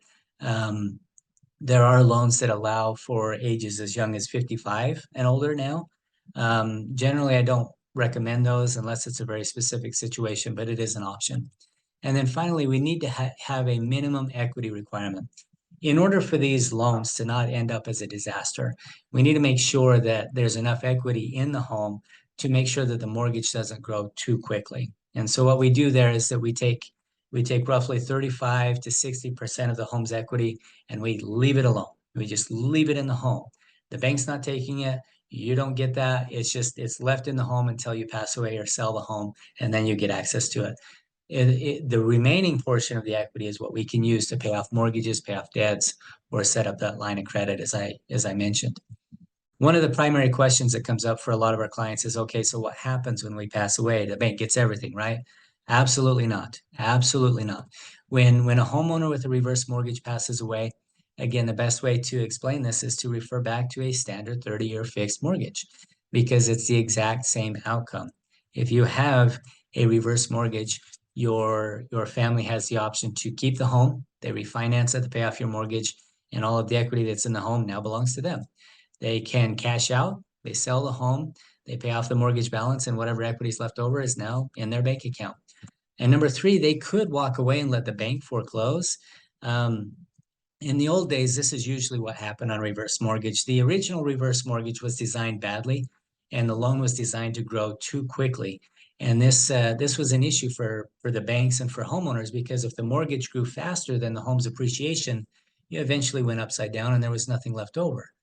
But the new reverse mortgage is the opposite. The loan is designed to grow slower than normal appreciation rates, so that even though your mortgage is growing, your home's value is growing faster, so that for the vast majority of our clients, if they do a reverse mortgage today, 10, 20 years from now, they will almost surely have more equity at that point than they do today, even if they never make another monthly mortgage payment. And so it doesn't really make sense for the family to walk away from the home, because the vast majority of reverse mortgages will never go upside down. There will always be money in the home for the family to inherit. And so it's better for them to sell it, get a realtor, get the market value out of it, and take care of it. These loans, reverse mortgages, are non-recourse loans. meaning that if that were to happen, if somebody were to live to be 120 and home values plummeted and the home was upside down at some point, FHA is insuring the mortgage. So the family can never be held responsible. The bank can never come back on the homeowner or their kids and say, hey, we're losing money. You got to pay us, right? FHA is covering those losses. Let's give you a quick example because a lot of people get lost in what I said previously that I can eliminate my monthly mortgage payment and yet somehow my equity continues to grow, right? It seems like a contradiction. So let me give you an example of why this works and how this is such a great thing for people going forward. So let's use this example. We have a $400,000 home. Our homeowner has a $400,000 home. Average appreciation rates in our nation have averaged right around 5% since 1970, and that's including the great crash of 2008. But let's go off of a conservative 4% appreciation rate, right? Let's imagine this homeowner at their age can borrow $200,000. They can take 50% of their equity up front, and so they now have a $200,000 mortgage on a $400,000 home, and the combined interest rates are about 5%. Now, I know interest rates today are a lot higher than 5%, but 5.5% is our long-term average and expectations going forward as well. So that's why I'm using that number, but the numbers still work even if we plugged in a higher interest rate. But let's walk through this. So on day one, the home's worth $400,000. The mortgage balance is $200,000.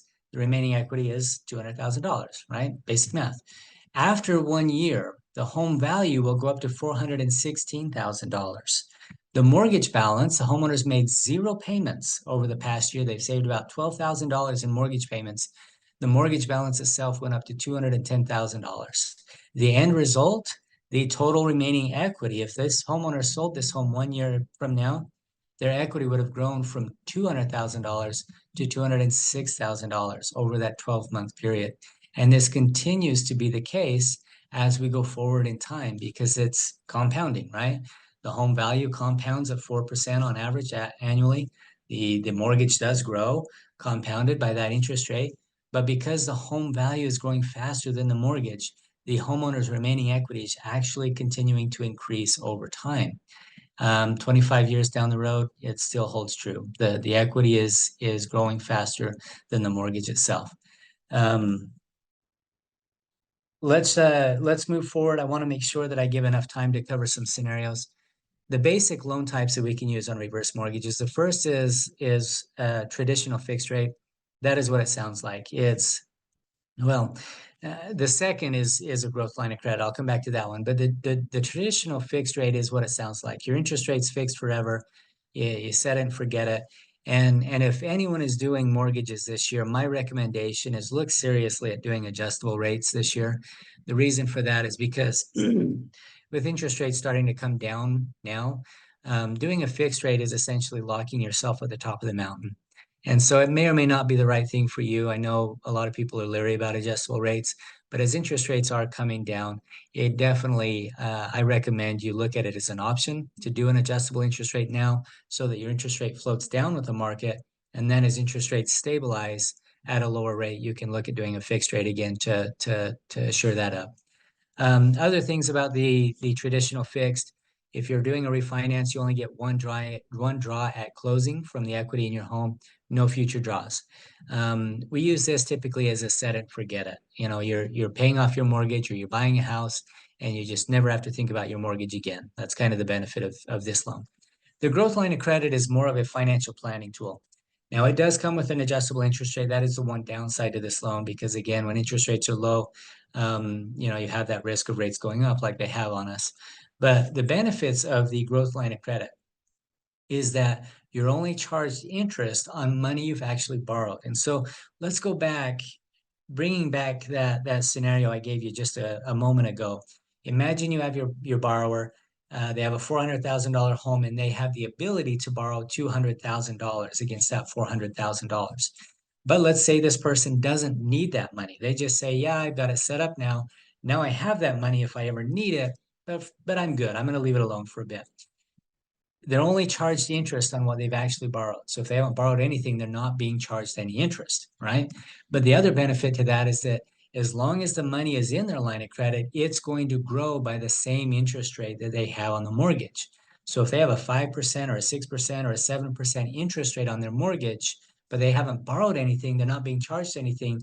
But likewise, that $200,000 that's in there is growing by 5, 6, or 7%.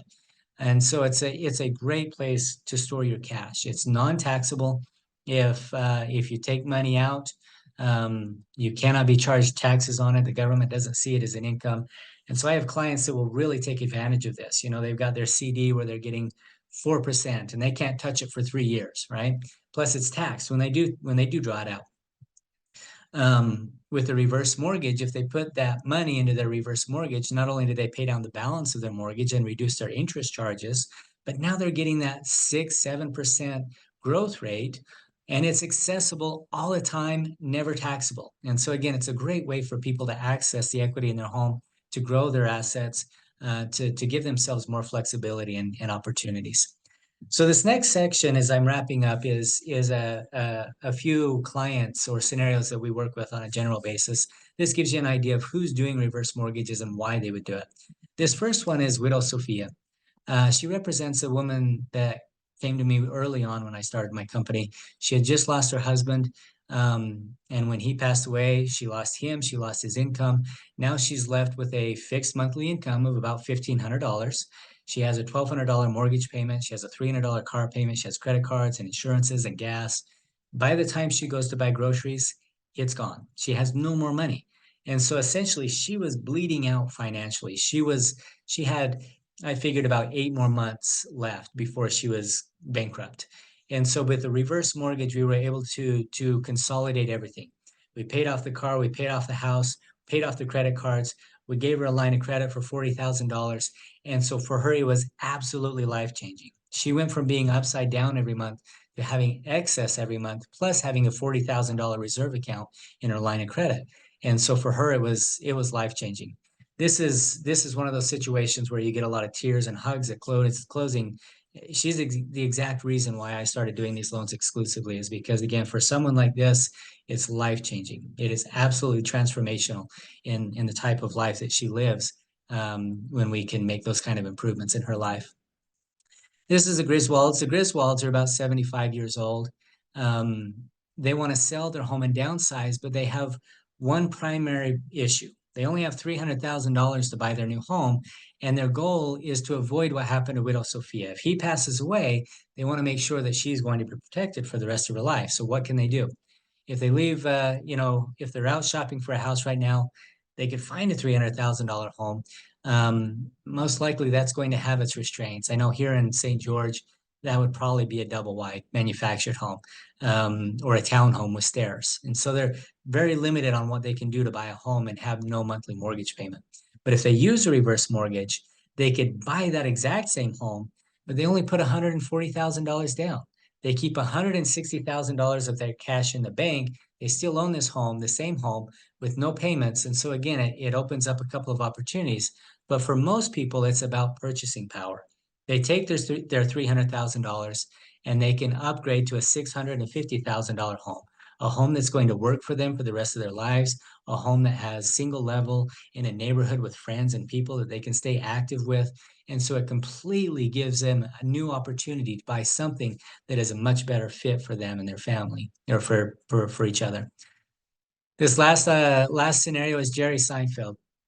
I get this feedback a lot. People will come in, they'll talk to me, they'll say, you know what, I love this. This sounds really good, but I just don't need it right now. I'm 62, I'm young, I'm going to work another 10 years. I have plenty of money to make my mortgage payment. I'll come talk to you in 10 years. Now, my advice on this is well, let's reconsider that and look at your other option, because if you play out side by side, a conventional versus a 30-year fixed, you'll find that if you put a 30-year fix side by side with a HECM, you'll see that the HECM has a lot more opportunity.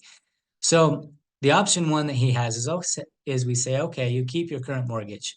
You've got a 5% interest rate. Your balance of your mortgage is $200,000. You pay about $1,100 a month to the bank. 10 years later, you will have paid the bank $131,000. But of that, about $80,000 goes towards interest payments, and it's gone. You can't get any of that back.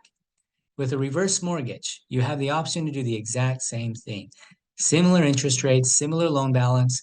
Your payment becomes voluntary though. So if you want, go ahead and make that $1,100 payment. 10 years from now, you will have paid the bank the exact same amount of money. But here's the benefits of having a HECM. Number one, every dollar you put into your mortgage was voluntary. It paid down your mortgage balance, but it also added to your available line of credit, and everything in your line of credit was growing by the interest rate you had on the mortgage. And so you've averaged a 5% growth rate on that line of credit. At the end of 10 years, you don't have $130,000 of equity in your home. You have $170,000 you can draw out with the line of credit. That's and then as I mentioned, it's also non-taxable, fully accessible at any point. To wrap up, so we have some time for questions. Again, just recapping, primary benefits of this loan is to eliminate the monthly payments and expenses, pay off bills and consolidate debts, live with freedom and flexibility, peace of mind, and help people make the most of their retirement, help people to avoid the necessity of having to go back to work in their 70s and 80s just to put food on the table. So if you have any questions, if you have any clients or friends or family that are struggling financially, obviously we would love to help them. I'm licensed in about 10 states now. But you know, I'm happy to counsel and give advice to anybody anywhere in the country. And so if there's anything I can do for someone, you know, let me know. But any questions? Trevor, how common is it for people to look and convert that home equity and buy an investment property to help supplement their retirement? Not as common as I would like it to be, but it's gaining a lot of steam because there's two scenarios there that would be beneficial. Number one is that these loans could be used on a 4-unit, up to 4 units. So imagine somebody, they take their money, they buy a 4-unit property, they live in one of the units, and then they rent the other 3 out, and it's strictly cash flow for them in renting those 3 properties out. That one I've come across a couple of times. The more common is guys that they own their home free and clear. He wants to flip homes or he wants to buy a couple of investment properties. And so we set up his line of credit. The flipping home is probably the most common. Is somebody will set up a $400,000 line of credit. They'll find a flip. They can draw $300,000 within a couple of days. They flip this home in 6 months, get the money back. They pay their reverse mortgage back down and put the money back into their line of credit. And they're only taxed on the profits they made in flipping the home. And so that's probably the more common scenario. But I do have a few clients likewise that have, you know, taken $200,000 or $300,000 or $400,000 out, went out and bought a couple of townhomes and cash flowed those properties. So that now they have 3 properties or 2 properties that are appreciating, but no payments on any of them. So That's awesome. I hadn't thought about that aspect of the reverse mortgage. So thank you. Any other questions for Trevor?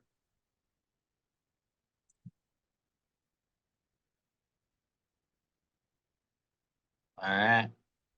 Looks Okay. like you're done. So I appreciate you, Trevor. Awesome. As always. No, I appreciate you.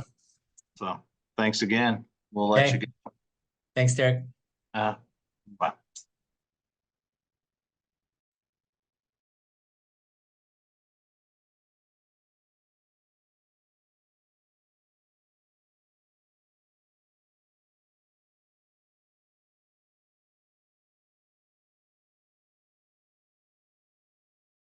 All right, so hopefully you guys are enjoying it so far as we're putting it together. We're always looking, one, to make sure that you're informed on market and different investment options for you, but then two, also to keep you informed on what we're doing and partnerships and how we're protecting you. We've got a few more minutes if you would like to hop on, you know, get a drink, stretch your legs again, for Ropa with Rent Dynamics to come on. But this right here, I'll give just a little bit of an intro. With what they're able to do, it's really empowering for the tenants, and in a lot of ways is life-changing. We've worked with many tenants that haven't had the best credit, And as we know with credit, how much it impacts really every aspect of your life now, from just regular insurance for your car and renter's insurance and getting loans of any sort, has a huge impact. And so as there wasn't really a way for tenants to report on the have their rent reported to the credit to be able to help balance out their their largest payment, and get credit for that. And it was a way to help kind of, the way that was in essence, keep perpetual renters. But there's starting to be a trend now. You see Rent Dynamics, you had Azusu, and a few others start to do some basic rent reporting. And as that increases in popularity, it'll have a huge impact in people's lives and their financial well-being. So I'll be done for a second. We'll wait for Ropa to hop on, and then I'll introduce him, and then we'll get moving along again.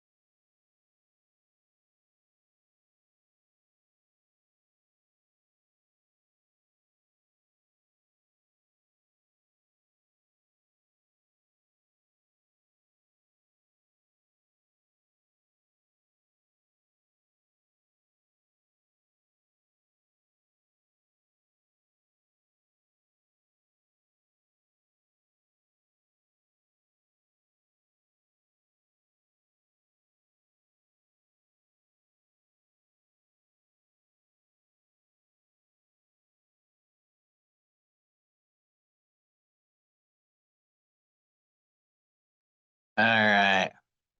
Looks like Ropa's hopped on. Now we're going to put him right on the spot, 2 seconds after he hopped on. Um, so yeah, without further ado, I'll just turn it over to Ropa.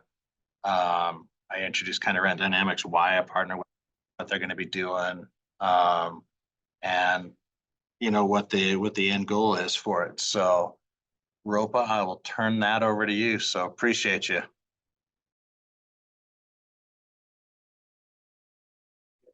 Awesome. Thank you so much, Derek. Let me turn.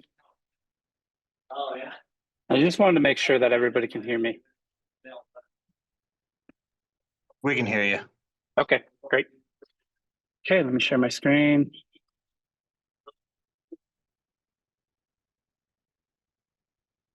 Derek, can you confirm if you can see that? Yep, we can see it. Okay.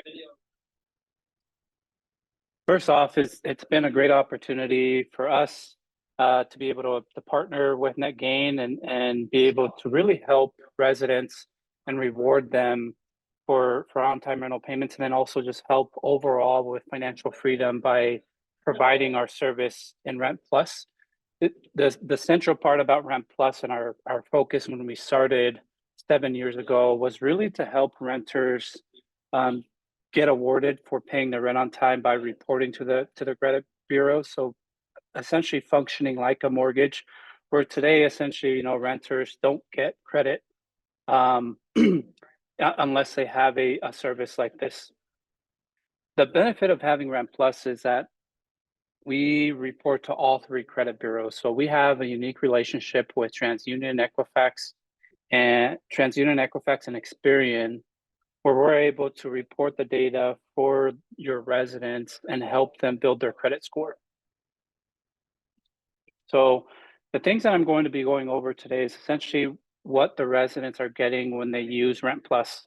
When we started it 7 years ago, again, like I mentioned, our whole mission was really to help residents build their credit score while renting. And then as we grew, after our first year, we started implementing additional features with our program to really focus on the financial well-being, financial responsibility for the residents. So we also included tools like our money tool, where it helps residents consolidate finances like their banks, credit cards, track their spendings, their budgets, also track their savings, and have all of that information in one location. We also incorporated a financial or a fraud protection comparable to like a LifeLock service, where residents can also have real-time credit monitoring to help them protect their credit, and also a fraud protection policy of up to $1 million. So that's really just like a peace of mind to your residents, where if there was any compromise or anything that were to happen regarding identity theft, they have access to our Rent Plus policy of up to $1 million. And then another tool that we also included with our service or the Rent Plus package is also focusing on financial literacy or financial education, and helping residents, tenants understand what good credit means, what bad credit means. It allows them to take some courses and learn about financial responsibilities. It teaches them about investments if they're wanting to get in the path of investments. And then there's also debt reduction tools that are available within our financial education item.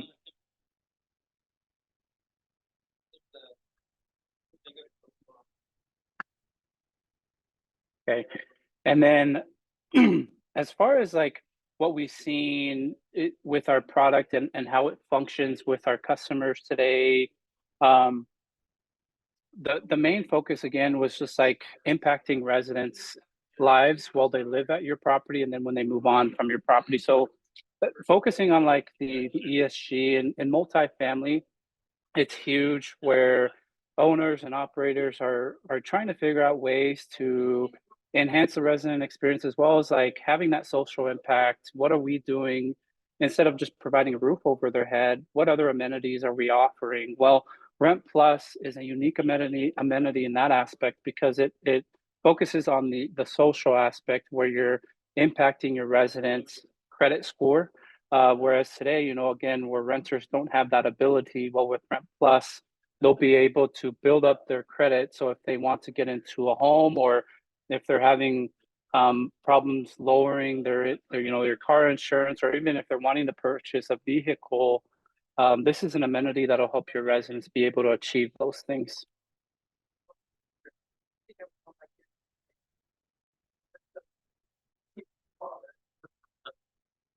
So welcome to the resident experience. This is like the Rent Plus portal that residents will have access to. And this is where residents will be able to track and keep up with their on-time rental payments. This also has proven with our clients that we service today. We service over 2.5 million units across the United States.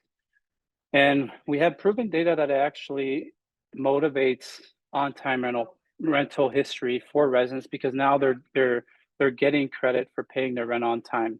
But essentially the achievements too is where they'll be able to track that. This is also where they'll be able to see their credit history, their credit score increase. So they'll be able to track all of that information within the resident portal.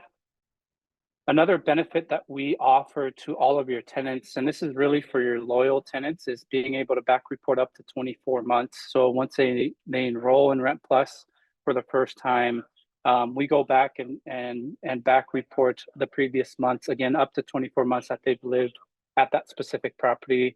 So those tenants are actually going to see a bigger uptick in their credit score when they sign up with Rent Plus for the first time. The average increase that we see with a back report of about 12 to 14 months, depending on like the credit that the tenant has. Again, if they're low, medium, or if they have a high credit, what we've seen with our clients, the average increase within 12 to 14 months is around 40. And then we've also seen a high increase of 80 points to residents' credit score. So within the portal, this is where they'll also be able to log in and sign up for the budgeting tool. This is included with the Rent Plus package. So again, this is our focus behind this, is really to help residents better track and manage their finances. So they'll be able to consolidate all of their finances in one location, be able to track their budget, savings, and also keep up with their transactions. Biggest item that we also include with our service Rent Plus. Again, when we started, it was only rent reporting, but then we incorporated additional tools and items to help residents not only increase their credit, but better manage their credit as well as protect their credit. So we've incorporated a system or a program that's comparable to LifeLock, where your residents will be able to have that as far as comfort or that peace of mind of real-time credit monitoring. So if there was anything that were to happen, any compromise or regarding fraud or identity theft, our system will notify your residents real time. But then they also have access to $1 million of fraud protection within Rent Plus.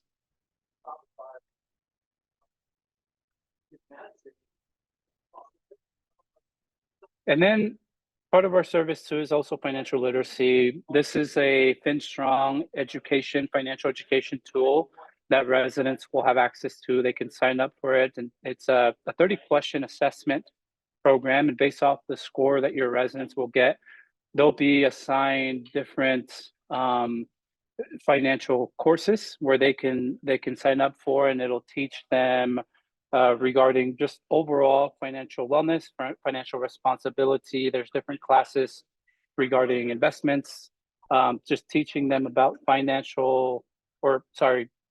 credit. And then there's also tools that are in here that'll help your residents get out of debt.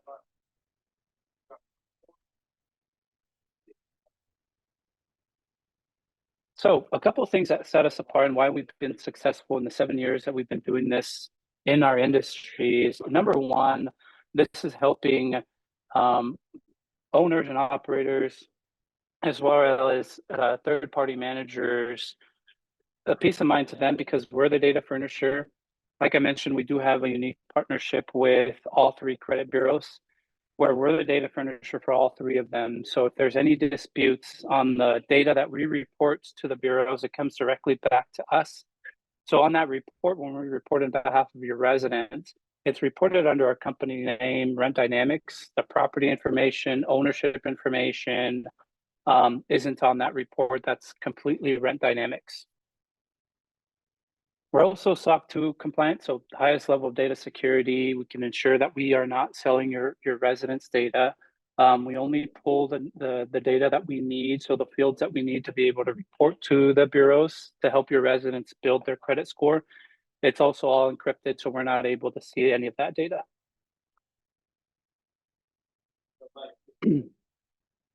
And then with our services too, and helping as far as like push the program to residents, we also provide marketing material to properties. Residents also receive newsletter emails just teaching them about or notifying them about Rent Plus, and then letting them know what services are included, because it's more, again, it's more than just rent reporting. It's also providing residents fraud protection as well as money tools.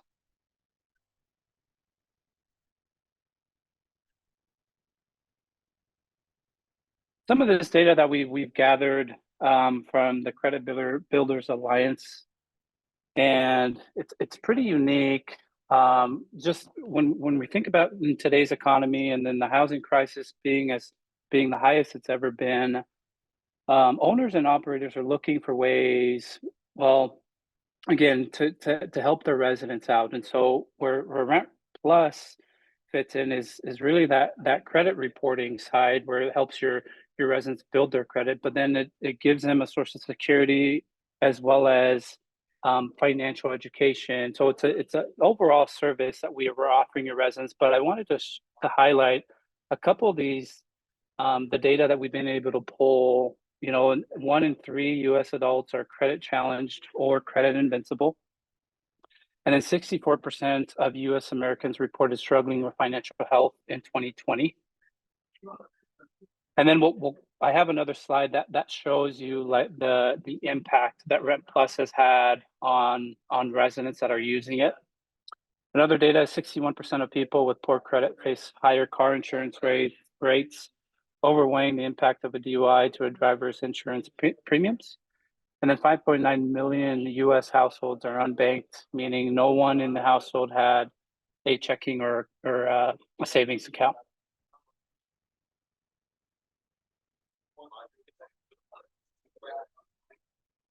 So these are as far as like the data regarding like the impact that Rent Plus has had on residents that have been using it.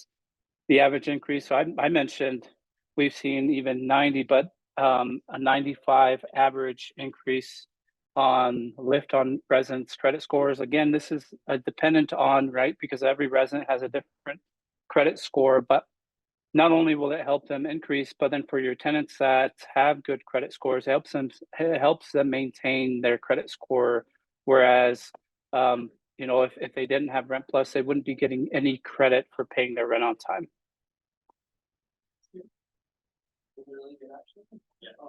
This is just going over as far as our speed to implementation. That's another benefit of using our service. Again, with Netgain using AppFolio, it takes that load off of them, or allows us to become an extension of their team. We're able to pull the data consistently and on a timely manner to be able to report that data to the bureau, so that your residents can get build their credit score. But as far as like implementing, we're able to implement it fast because of the integration that we have with AppFolio.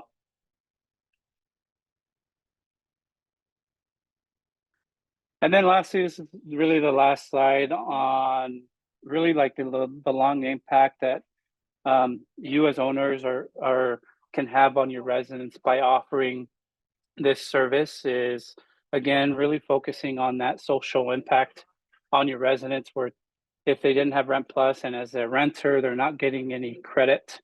So as they have Rent Plus, it functions like a mortgage, so they can build that credit score.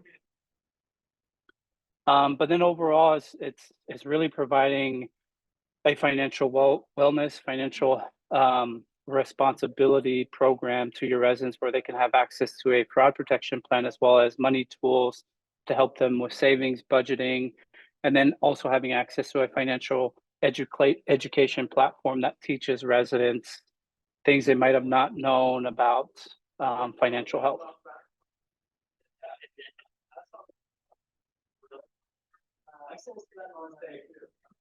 Okay, that was it on my end on as far as like the presentation on Rent Plus. Happy to answer any questions if there are any. What, as you've been doing at Ropa, what's the biggest impact you've seen with others as they've used Entrada as far as retention? And I know you guys are still working on the data, but potential like increased buying power and stuff for tenants. Yeah, so as far as like the retention, our data shows that residents that have been using Rent Plus stay 28 weeks longer at the property.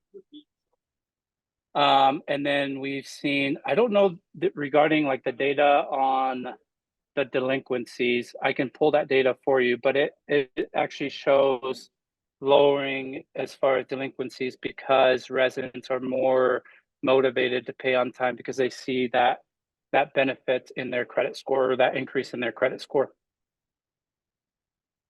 Yeah. But as far as retention, Derek, it's 28 weeks longer average that residents stay at a property because they're using Rent Plus. Awesome. I hadn't asked you that before, so that was great information to have. So realistically, that's just another way that we're able to keep tenants and decrease your turnover, which is usually kind of one of the higher costs. So. Okay. Any other questions for Ropa there or? Yeah, I've got a couple of questions, Ropa. So from a mortgage standpoint, yeah, I love the idea that if they make their payments, they get benefited for it. If they miss their payments, does that hurt their credit? So it goes Yeah, both and ways. so it doesn't ding their credit. Our model is we only positive report for residents. We Mhm. understand that for whatever reason, life happens where if a resident wasn't able to make that monthly payment or their rent that month, we essentially our agreement with the bureaus is that we won't report that month, but then we can back report and make up months that a resident has missed. So let's say they miss this month, but then they make it up the previous month, then we can come back and back report that previous month so that they can get credit for that month. But as far as like negatively reporting for your tenants, we don't do that. Interesting. Okay. Do you see this being the trend going forward? Do you see this becoming the normal at some point? We do in some states, like in California and in Northeast Virginia. It's as far as legislation, they're making it required for owners to offer rent reporting to their residents. So we wouldn't be surprised that more states get on board with that.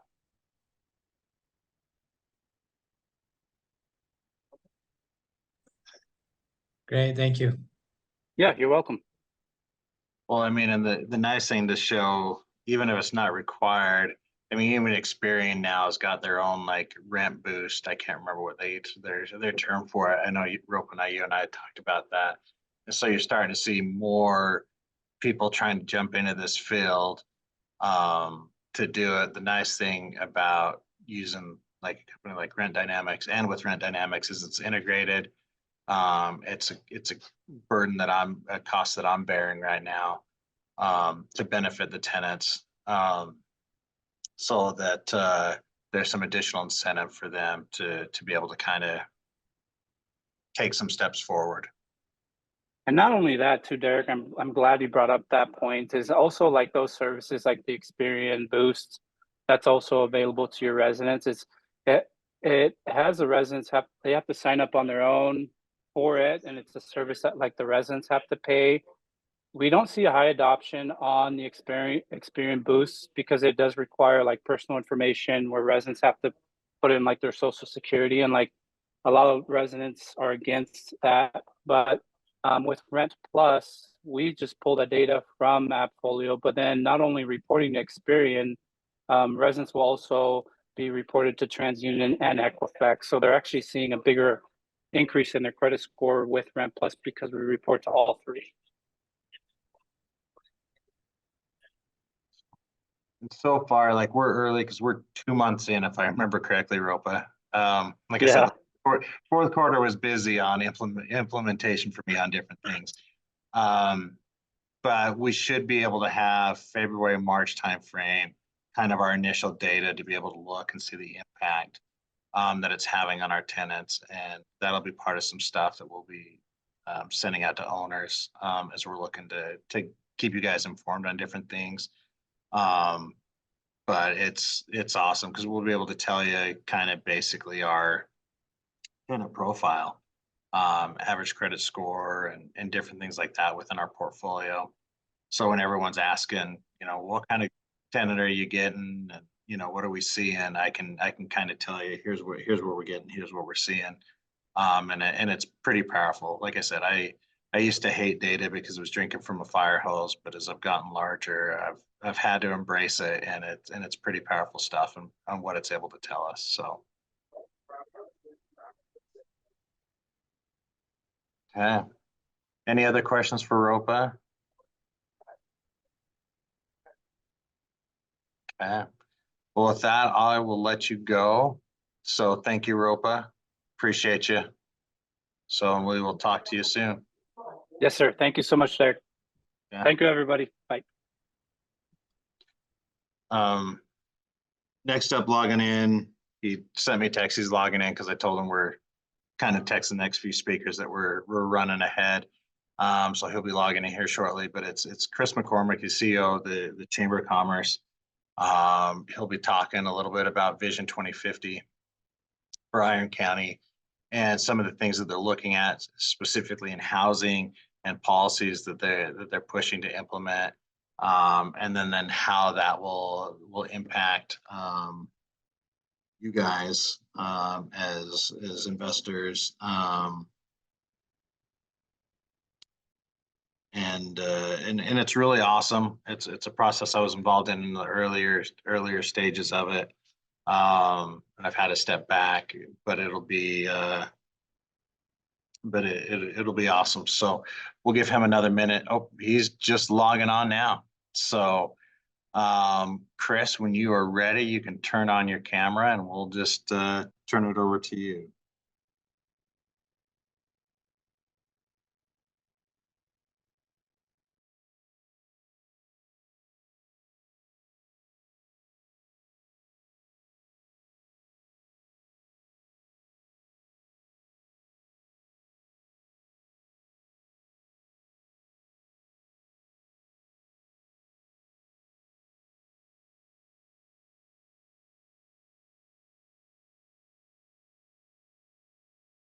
All right, Chris, you're ready to go.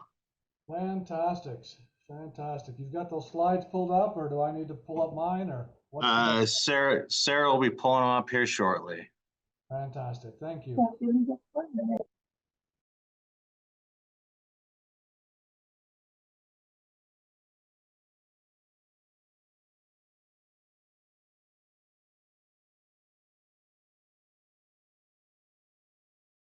There we go. Super.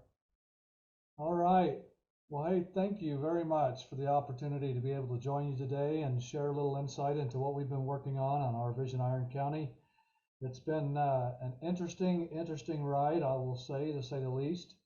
But we're trying to address those key issues, needs, concerns, not only looking back and looking at the current time, but looking ahead. We're trying to look at how we plan for the future in a way that leaves a legacy and allows us to plan intelligently for future growth so that what we do today will have a positive impact going forward in the future. So we started this process back in 2017, and the reason we started this was because we noticed that there was a lot of duplication of effort. There was a number of people that were trying to do the same types of things in Iron County, but they didn't even realize that others were doing the exact same kind of thing that they were doing. And that created a number of challenges for a lot of people. One, the left hand didn't know what the right hand was doing, so to speak. But the other thing was resources were being split up. And so there's no way we're going to be able to track down all the silos, so to speak. But one of the things that's happened in this process is that we've been able to find better ways of communicating with people and bringing people together so that they can work collaboratively rather than separately in individual silos. And so it's been a really positive experience. We've seen some great things happen. We've had a number of stakeholder meetings. We held a lot of focus groups trying to get input and feedback. And then eventually we went to the Balancing Nature and Commerce in Rural Communities Landscapes workshop, which basically teaches you how to preserve the things that are precious and valuable to the citizens of your community while still making it a positive place for economic growth. And so that's something that's really important here, because we're surrounded by all this incredible beauty, but we also have historical downtown and some really neat things that we want to preserve and to continue in the future. And then we started our planning process. We went out and actually went and talked to a lot of different people.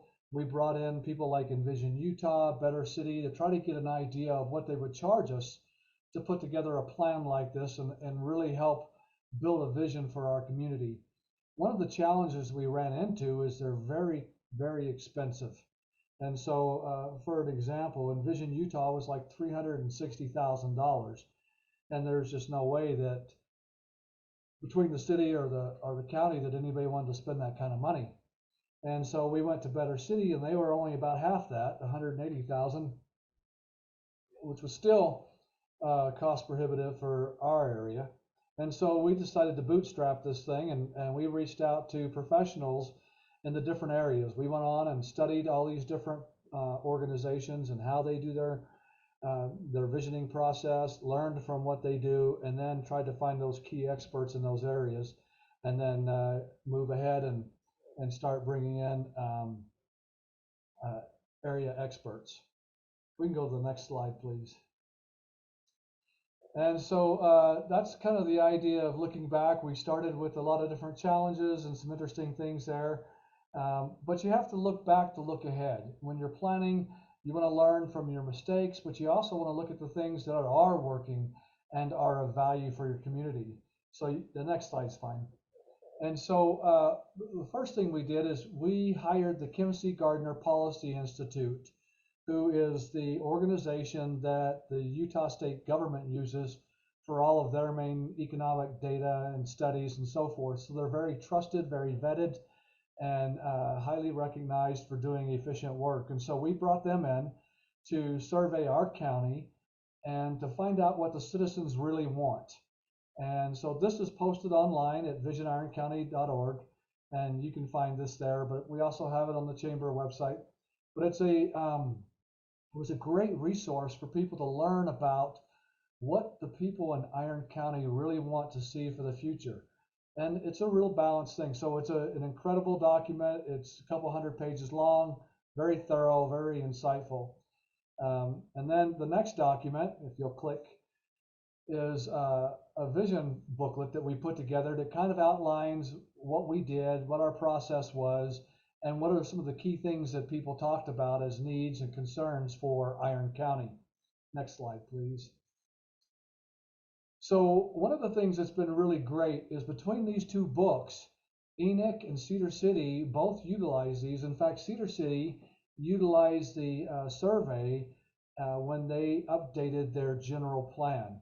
And so the organization that they hired to update the general plan came in and took a look at that and said, well, you've already done our work, but we have to validate what you've done, which was fine because it was actually a second set of eyes, and it was spot on. So it was really a positive thing for us to know that Cedar City got the same results. And as a result, they implemented many of the things in there in their general plan update.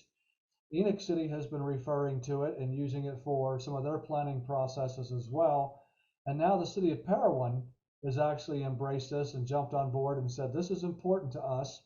We think as a county, we should all be working collaboratively, because what we do in Enoch affects Cedar, what we do in Cedar affects Enoch and Parowan and so forth. And so we see there's a huge value in the collaborative effort in sharing, but also in making the state aware of the things that we're doing.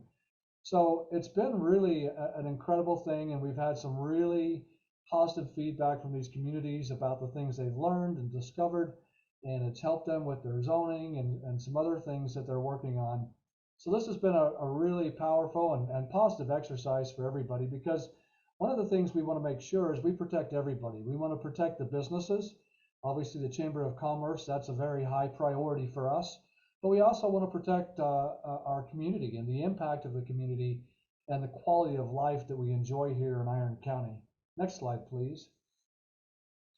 So what we did is, like I told you earlier, we found that there was a lot of people working in silos. And so the idea of bringing a collaborative effort and trying to discover who's working on what helped us to really identify some things and really strengthen things. So as an organization, we call ourselves VIC, which is just short for Vision Iron County, but we aim to improve communication. And by doing that, hopefully we can minimize the number of silos that are taking place. And if there are silos, at least if they're communicating together, then at least there's good information going back and forth, so we're not duplicating the same kinds of mistakes. We really try to involve more parties. We're trying to make more efficient use of our dollars. And one of the things that's really key is planning for future generations, not just the next 4 years, not the next 10 years, but the next 50 years, the next 100 years. You know, one of the things that we're all hearing a lot about right now is water. I know that's painfully apparent right now for a lot of people with the 1934 water, the 1957 water, and what that looks like, and what the ramifications of that might actually end up being here in the next few months as they take a hard look at this and try to address that. In the circle, you see Vision Iron County, and we operate in a manner of speaking as a hub, or for maybe a better description, kind of a airplane control tower, you know, a flight control tower. And what we do is we take information in, but we also disseminate that information out. So we have 10 core focus areas that we really address on a regular basis. We have transportation, parks, open space and recreation, land use and housing, healthcare, infrastructure, economic development, education, community character, arts, entertainment, and tourism. And we've added one more, which is technology, because technology is having such a big impact now that we felt like it was important that we add that to our mix as well. And so what we tried to do is we get information from all these different organizations, they bring them into our board, and each one of these organizations has their own subcommittee, and some of them even have a subcommittee from there. And so the idea is they bring us information, and then we disseminate that information throughout all of the organizations, because sometimes what we do in economic development affects land use and housing, or parks, open space and recreation, or transportation, and so forth. And so the better we communicate, the better able we are to plan for the future of Iron County and the citizens in each community within Iron County. Next, please. So as you can see here, this just represents the different focus groups that we have, and several of the focus groups have different teams that are already out there doing things. So for instance, in transportation, the city and the county, they're all working on their own transportation plans. Education has a number of things they're working on already. So we don't want to reinvent the wheel. We want to take that information and bring it back to our committee rather than redo the same thing that they're already doing. So we're just trying to find better avenues to gather information, distribute information, and share it broadly, not only between the different organizations, but also to the cities, the educators, to the citizens, to everybody involved. And so it's important that we're all informed and updated. Next slide, please. So one of the things we've done is we've put together a website, and this is our visioниroncounty.org. And in there, you'll learn a whole lot about what Vision Iron County does, what we're doing. You can learn specifically what some of the teams are working on and some of the challenges they're faced with. But we're also making an effort to disseminate information that's of value to the community, that's of value to educators, that's of value to the citizens, everybody involved. And so we encourage you all to go out there and take a look at the website, learn from it. If you've got questions, there's a place in there where you can send information to us and ask for more information. Or if there's things that you see we're not addressing, please make us aware, because we want this to be a collaborative experience. And it's important to us that we truly represent all parties in Iron County. Next slide, please. So today we've been working on a number of things to try to help us plan for the future. Next slide. We are currently in the process of trying to put together another study for our area. So you can see here the Parks, Recreation, and Open Space Planning Workshop. They did a number of different things to try to discover what are the needs, what are the challenges, what are the concerns, and you can see all the notes that were put up on the board. Everybody could write and share their ideas, and that's what we want, so that we can have more intelligent long-term planning and really address things in a way that hopefully makes it better for all parties, for our investors in the community, because we want this to be a healthy, vibrant, strong economy, but at the same time, we want to preserve those beautiful landscapes and these areas that we have here, while protecting the property owner's rights, because that's so critical as well. And so I'll address that a little bit later. Next slide, please. So we've held a number of different workshops. We've had the Tourism and Hospitality panel, and that was absolutely tremendous. We learned a lot of things. There was different things that came out from that. You know, we've really been working on trying to find better ways to strengthen the tourism and hospitality industry. You know, during COVID, Utah was one of the fortunate places because people were still able to come here, mainly because the state of Utah helped fund a lot of things to keep some things open.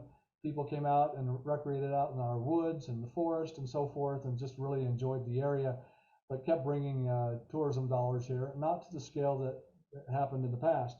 But post-COVID, those numbers have bounced back, but we want to plan intelligently again going forward. Next slide, please.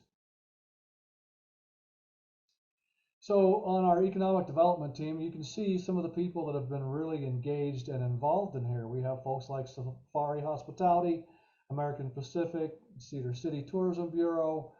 You know, we've got just people from all different avenues, whether it's industry, financial services, you name it. It's been a great collaborative effort, and we invite any of you who have an interest on being on any of these 10 committees to please just let us know, because we need your voices, we need your information, so that we are really making solid, well-informed decisions about how we can help our community to grow in a positive direction. Next slide, please. The excuse me, I'm sorry. The VIC team, Parks, Recreation, and Open Space, you can see a lot of the participants who are involved there. We've just had tremendous outpouring of help, volunteerism, and they're accomplishing a number of things. They're looking at some grants and some ways to really enhance the communities within Iron County so they can have a better, more positive future and really achieve the things that they want for their individual communities.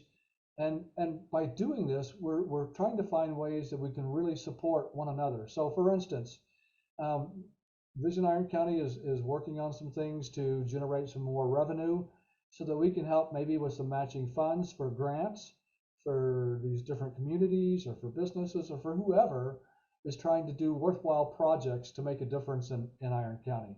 Next slide, please.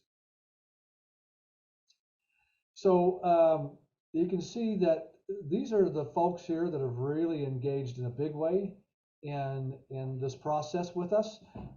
In terms of cities and government agencies, but we're also seeing a ton of people from the citizenry, as well as from the education base, and from some of our nonprofits, and several of our businesses. So we're just thrilled to have these folks involved, and we're seeing some really good things. Next slide, please. So as you all know, growth is important, and it's certainly been ramping up over the last little while, the last few years. You know, with Cedar City right now, they have 5,594 doors. They've got 11,000 projects. I think that's doors, worth of projects on the books. And so you can see that there's really significant growth taking place in just the Cedar City area. And then I don't have the current numbers for Enoch, and I apologize for that. But anyway, 2019, 49 units, 2020, 107 units, 21, 103 units. And right now I know there's some really positive, hopeful commercial developments looking at Enoch, and if they go through, it's going to have a really positive impact for Enoch, and we'll see continued growth in that area as well. So we're seeing a lot of really good things, and these are all very welcome and very well received, but we want to plan intelligently so that we're making good decisions to have a positive impact on future generations as well as the people of today. Next slide, please. So one of the things that obviously a lot of people are concerned about is the lack of affordable housing in the entire country, really, and that includes us here in Iron County. In the recent years, we've had a lot of people move in, retirees and different people who sell houses for a lot of money and come in here and pay cash, and really have driven up the cost of real estate, which is not a bad thing, but it just definitely has its own challenges in the process. So Senator Lee has been working on the Affordable Housing Act, or the Houses Act, which we support. And what that does is it allows government agencies in cities, counties, or what have you, to purchase lands, federal lands, at a discount to be used primarily for low-income housing. And there's some criteria to that, but that's something that Senator Lee, he put that in a couple of years ago. It failed. It didn't get out of committee. He put it in again, and we're hopeful that this goes through and becomes something that can have an impact for our communities to build affordable housing for the citizens of our area. Next slide, please. So one of the things that we're also really concerned about is strengthening the economy. Now, 2 years ago, we had a really, really cool event take place, and that was the launch of Artemis 1. And it didn't take place here, but down in Florida. But the thing that's really neat about that a lot of people aren't aware of, there's 3 companies in Cedar City that are involved in that launch. The first one is American Pacific. They provided the fuel for Artemis 1. Align Precision, which used to be Metalcraft, is building the fuselage for the other Artemis launches that are going to be taking place here soon. And then RCS Rocket Motor Components, their rockets fire off the fuel that American Pacific does. So we've got 3 companies right here in Cedar City that are directly involved in aerospace in a big way and having an incredible impact. And there's a big push on the state level to try to bring in more space type of companies, people that are involved in aerospace industries, as well as aviation. We all know that SUU is very heavily involved in the flight school, both in helicopter and fixed wing. And ever since COVID, there was a massive layoff during COVID in the airline industry. And a lot of people retired early and that type of thing. And now they're desperate for pilots. And so we're going to see more and more aviation, with more and more aerospace, and those types of things in Iron County.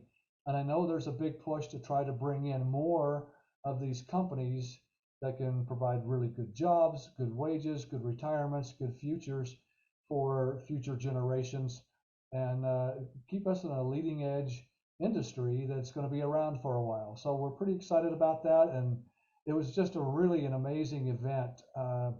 They showed some slides. Some of the folks from American Pacific were actually invited to go to the launch and watch that, and this photo is from one of those people that went to that launch. And so it's just pretty incredible stuff.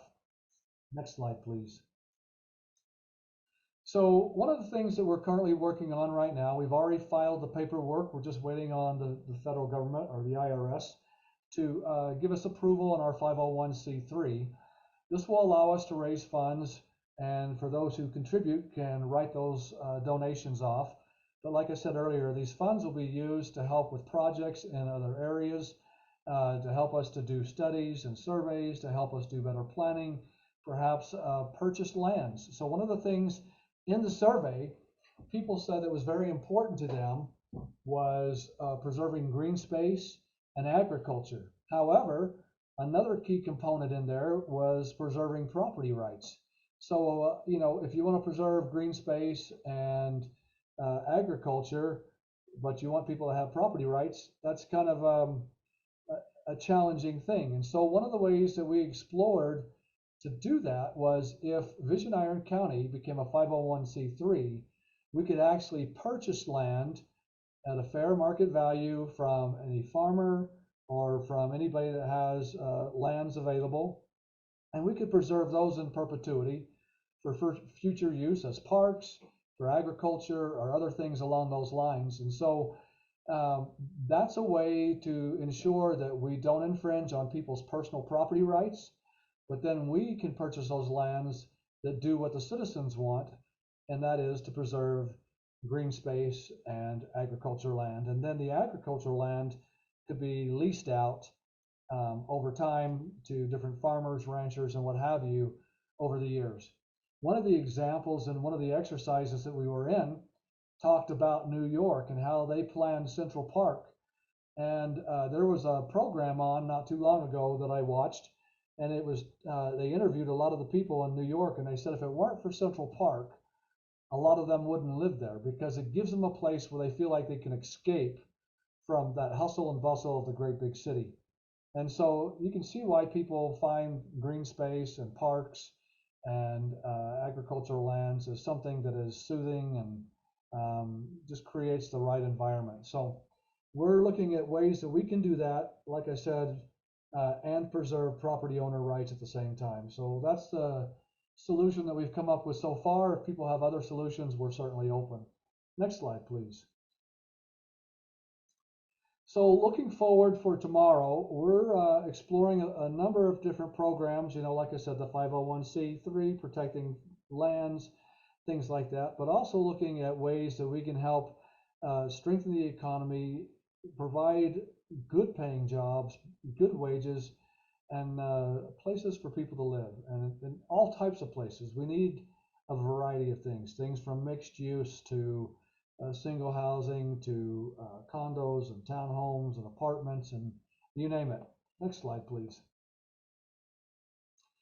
So one of the things that that we've discovered is that in talking to some of our companies here in town, and this is something that was new to me, but a lot of the youth, and part of this is driven by our economy and the cost of housing, but a lot of our youth aren't buying vehicles now.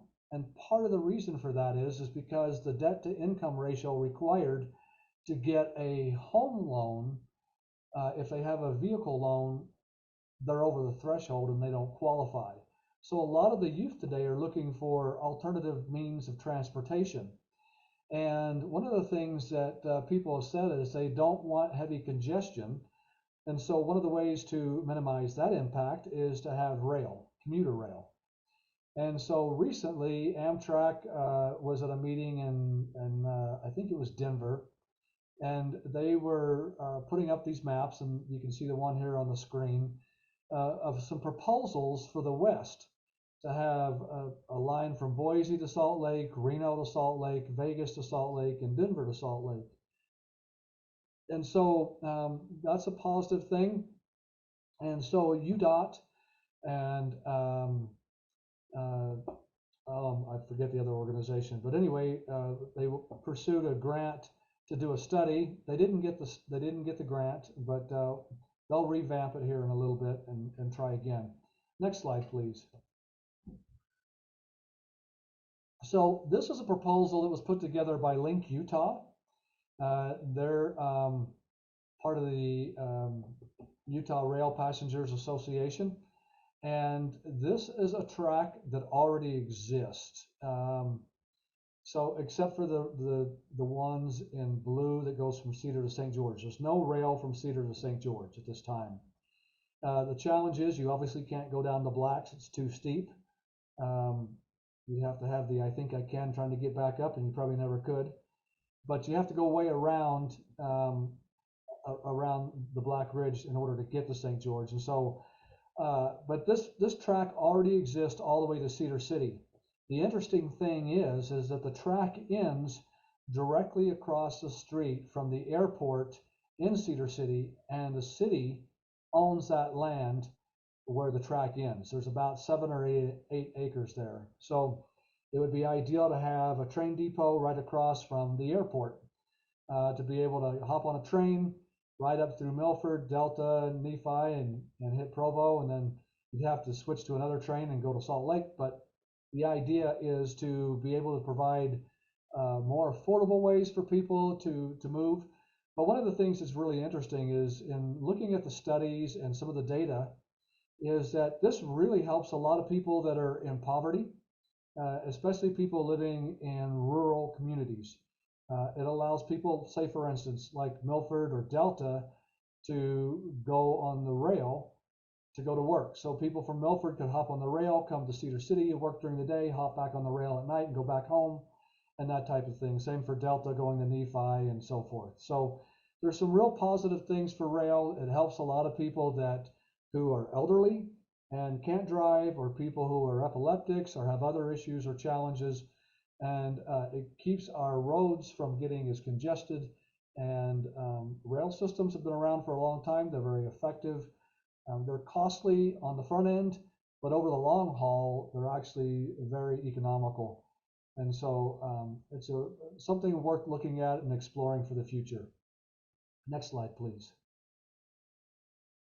So the phase 2 of this was to put a line going down to Vegas and then to Reno, Boise, Idaho, Denver, which I showed you on the other map. And then the other part of it was to start creating bus service, because one of the things they say is the biggest challenging issue when you put in rail systems is that last mile. So you get off at the depot, but then how do you get to work? And so having a system like CATS or a bus line or something to get you from the depot to where you work or close to where you work is really important. Next slide, please. So this is the study that I was talking about. So the Federal Railroad Administration, UDOT, UTA, Boise, they all applied for a federal grant to study the rail system from Boise to Salt Lake, and then also the rail system from Salt Lake to Cedar City, or to Vegas, I mean. And so unfortunately, that got turned down. The interesting thing to me was they said it didn't serve enough rural communities. Now, if you look at that map, most of the communities that this goes through are very rural, with the exception of Provo and Salt Lake and those types of things. So I thought it was rather amusing that they didn't think it served rural communities effectively enough. So we're just going to have to try a different tactic in how we pursue the grant in the future. But at any rate, we've learned some lessons, and hopefully we'll see some good things come in the future. Next slide, please. So again, looking to the future. Oops, can we go back to the green one? No, forward. One more. There you go. Perfect. Oh, one back. There you go. Perfect. You're great. Thank you. So according to the 29 survey, Iron County preserving green space and agricultural land is a high priority. And so that's something that, like I said earlier, we're really working hard to try to figure out ways to do that. And so by raising funds and going out and purchasing those lands, we can preserve those spaces. But we would like to work with developers too, to plan in such a way that we put trails and things along in these green spaces so that there's better access between communities. One of the other things in the survey that was really interesting to me was the need for more bike paths so that people can ride bikes to different places. So when I was a kid, I rode a bike everywhere. I mean, I went to school, I went to church, I went everywhere on a bicycle, the store, you name it. And every kid I knew did the same thing. But, those days, you don't see that very much in Cedar. It's pretty dangerous to ride a bicycle throughout Cedar and Iron County.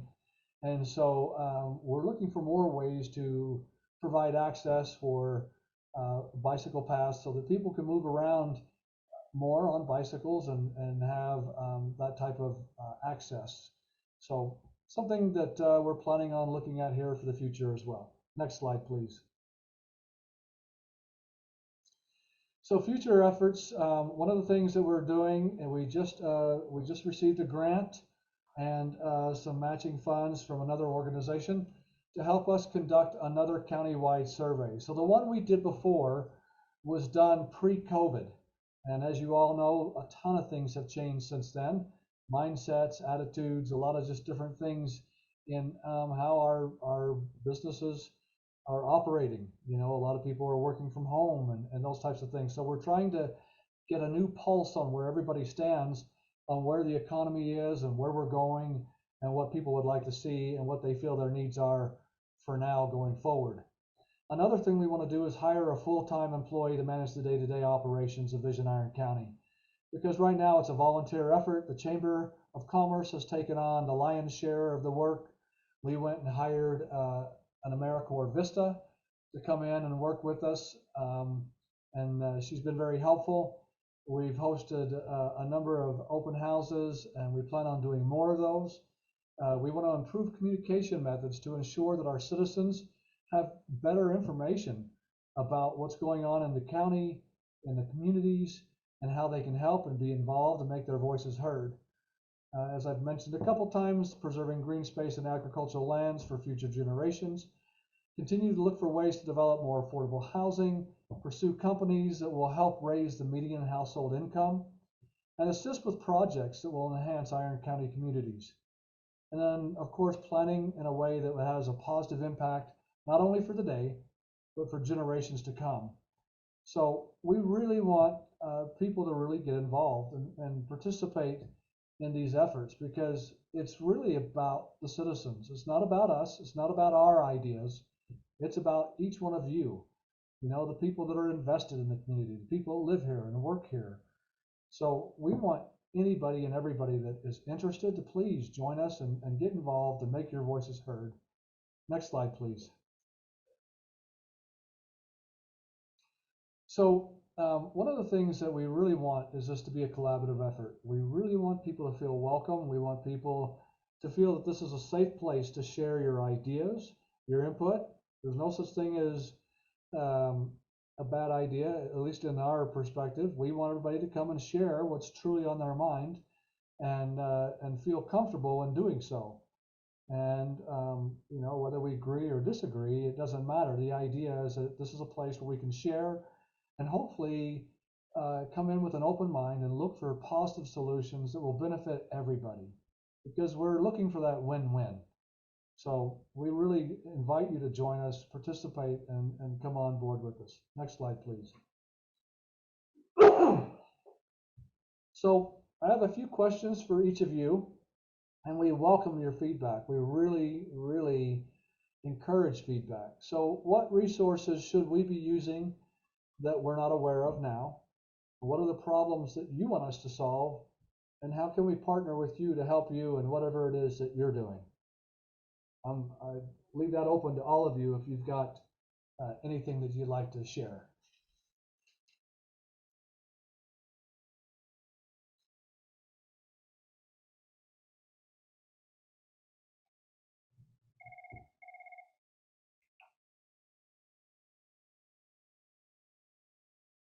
Been a quiet group today, Chris. Well, that's all right. You know, it's after lunch, so everybody gets that after lunch Z's going on, you know, but that's okay. Yep. Chris, Yes. this is Kristen from Youth Futures. I really love that you brought up one of the problems for youth being transportation and them not getting cars. And so I just wanted to say thank you for thinking about our youth. And if there's any input that you need from me about how youth get around and what we can do to help them, it definitely is an increasing problem for our youth. So You're spot on, and we welcome that. We would love to have you join us. I'm sure that Does Derek have your contact information? Yeah, he sure does. Perfect. Derek, if you'll send her my contact information, please do that, and feel free to reach out to me anytime. I'd love to get some of your people involved in what we're doing. Great. We'd like that. Thank you. I appreciate the feedback. Anybody else have anything that's you know, on your high priority list? I know we covered a lot and we're addressing a lot, but we honestly, very sincerely want to hear from the citizens, because it's about you. It's not the Vision Iron County team trying to force our vision of the future on the citizens. We really want the citizens to come here and say, this is what's important to us. How can we work together to make those things happen?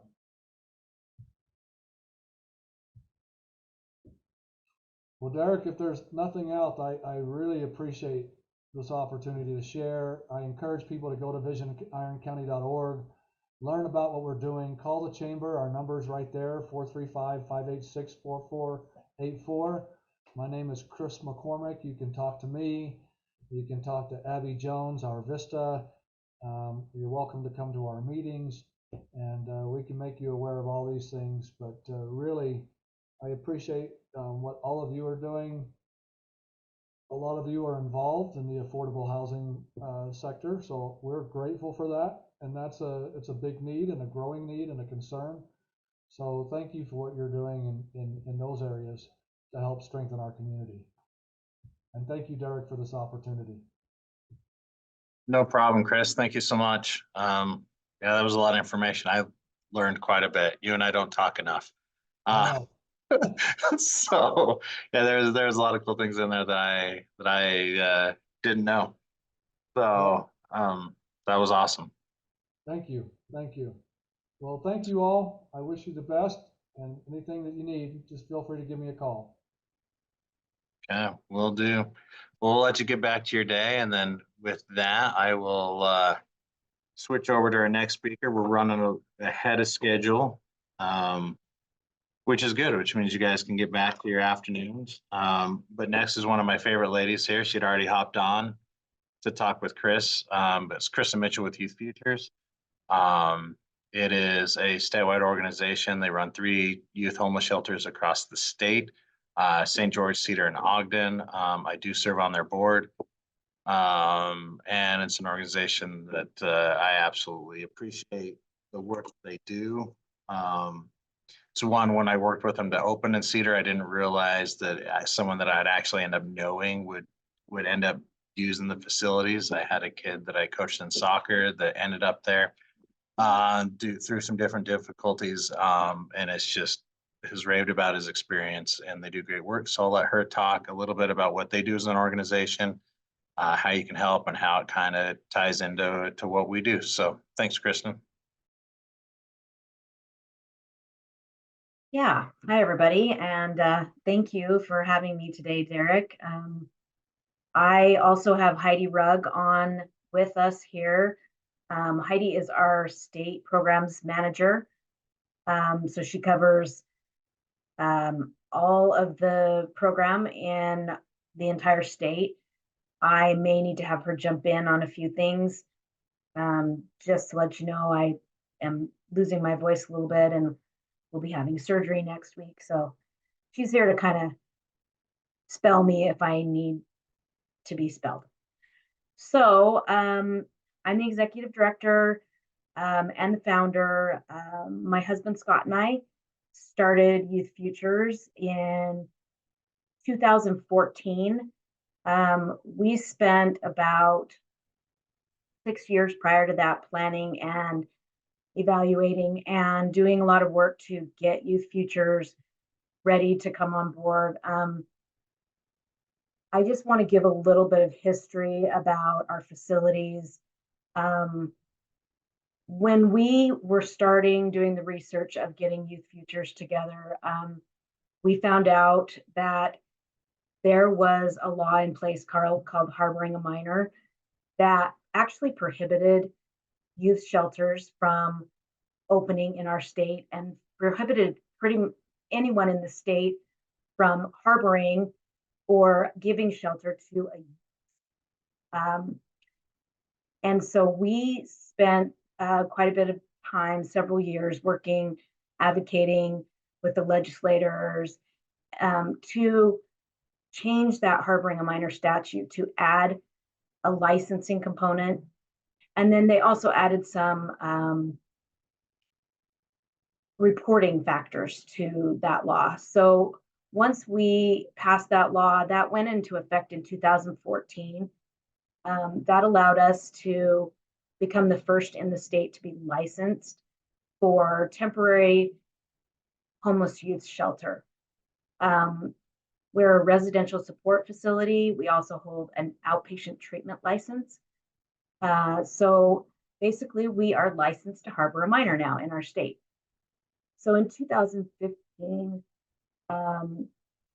February of 2015, we opened our first shelter in Ogden. And if you'll, Sarah, put that slide on that has the pictures of the houses, I'll just talk about what we do across the state. So Ogden was our first facility open, and we call them shelter homes. We run our facilities like a house. We want our kids to be comfortable and feel like they're at home when they don't have a home to go to. So you can see all of our facilities are converted homes, which is one of the things that Derek kind of wanted me to talk about a little bit. So our first building in Ogden, we bought broken windows, booted in doors, and we rehabbed the building. And that was really an effort through the Ogden community that really came together to believe in what we were doing to help youth. And the community just came together and really helped us to renovate this building. It took us about 8 months once we bought the building to get ready to open and get licensed. It was an absolutely great project. We did everything in the building. We went from new carpet, we added pantry, we painted the entire building, we fixed the windows and the doors and really modified it. There's certain licensing components that are required, so we had to add some different things to meet our licensing requirements, which was really awesome. And it was great to have the community support to come in and help us do that. So then in 2018, we opened in St. George after we were invited to come to the community to discuss youth shelter by the homeless liaison and the chair of the Youth Services Coalition in Washington County. We came in and we did the same thing. We bought a home. Luckily, this one's a little bit larger, about 2,000 square feet more than our Ogden building. We came in, we also modified this building, painted, put in new carpeting, new flooring. We also added ADA to the building. We added fire sprinklers to comply with the fire suppression needed for licensing. And we also have a small admin building that's right next door to this, so we have a little bit of extra space. So we opened in October of 2018 in St. George. And then, thank you, Derek. Derek did the same thing, contacted me. The Peggy Green, some of you may know her from the Karen Share. She was the executive director there, and some other community members also invited us to come in and talk to them about how we opened Ogden and then St. George, and talk to them about the need that was in Cedar City for kiddos. It was really awesome. The building that we have our shelter in actually came on the market very shortly after the other building, which is across the street from it, which is our transition living program. But we also did the same thing with those buildings. We came in, we modified the buildings. These two were in certainly better condition than the other two to start with. We did have to make some modifications to make it shelter. And then the building right across the street, for our first program and a new program for us, we opened transitional living for youth ages 16 to 22. So all of our facilities, Ogden and St. George, both have 16 beds, and they serve youth ages 12 to 18. Also right now, because of winter response, we're taking kids up to age 19. And then in Cedar City, we have 12 beds in our shelter and an amazing opportunity to have 9 units of transitional living for kids ages 16 up to 22. Let's see, what else do I want to tell you guys about what we do? As far as sheltering youth, we generally see kids around the ages of 17. That's our average age. So kids who are transitioning to adulthood, really. They've come to a point with their families where they have reached sort of this crossroads where they're either not getting along with family or family has kicked them out. So that 17 and 18 age range is really the kiddos that we're working with, which means that we work really hard on transitioning kids to be adults, and we're working on preventing kids from falling into the homeless adult system. Really, everything we do is prevention. We want to keep kids off the street. We're hoping that our facilities across the state are in the forefront of these kids' mind. We do community outreach all across the state. We want Youth Futures logo to be front and center. It's the first thing they think of when they've left home, they run away, they get kicked out, whatever reason they've left the safe place or maybe the unsafe place that they're living, staying. To be really honest, sometimes squatting, living in caves and storage sheds and staying with friends.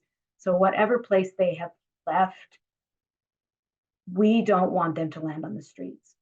So the goal is to keep every single kid off the streets and then help them to become sustainable and get back on their feet before they reach adulthood and not have to go into an adult homeless shelter or an adult homeless situation.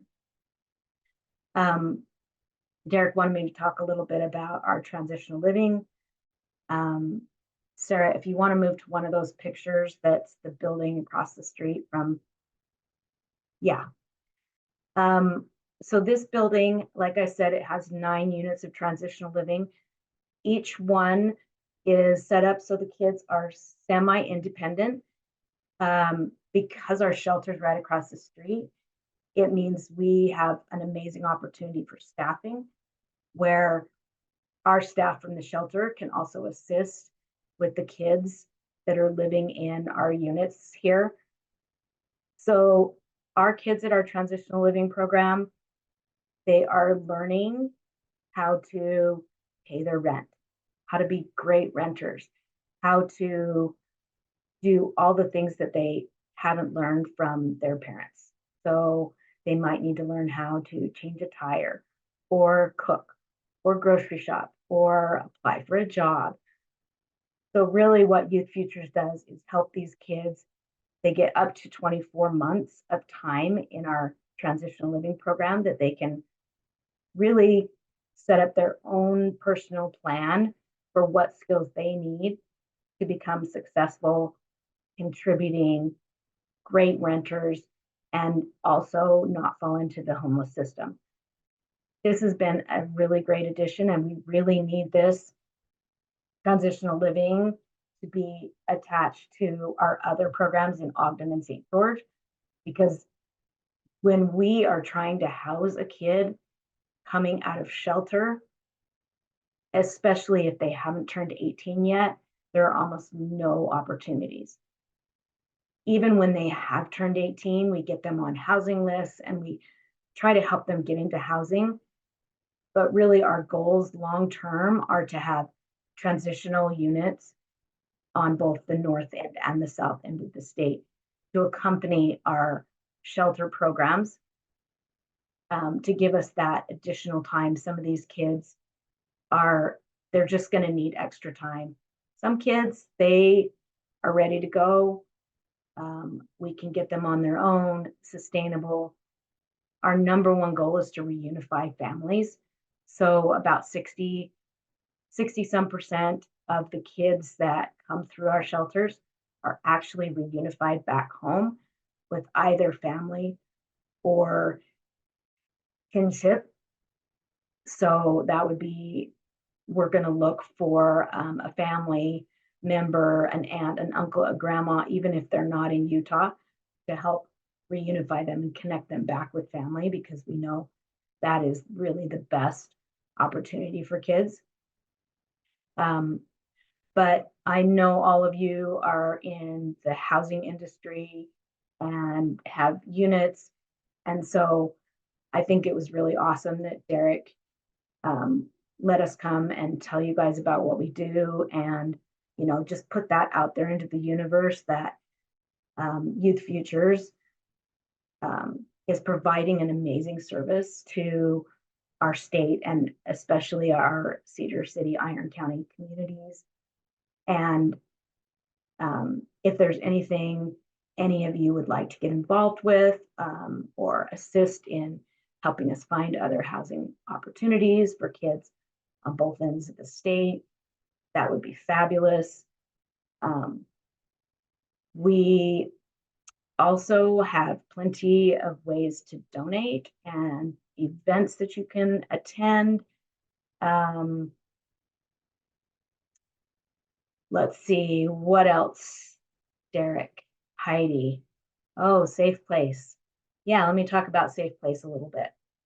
So Youth Futures is a Safe Place agency, and all across the state, we have set up locations that are called Safe Place sites.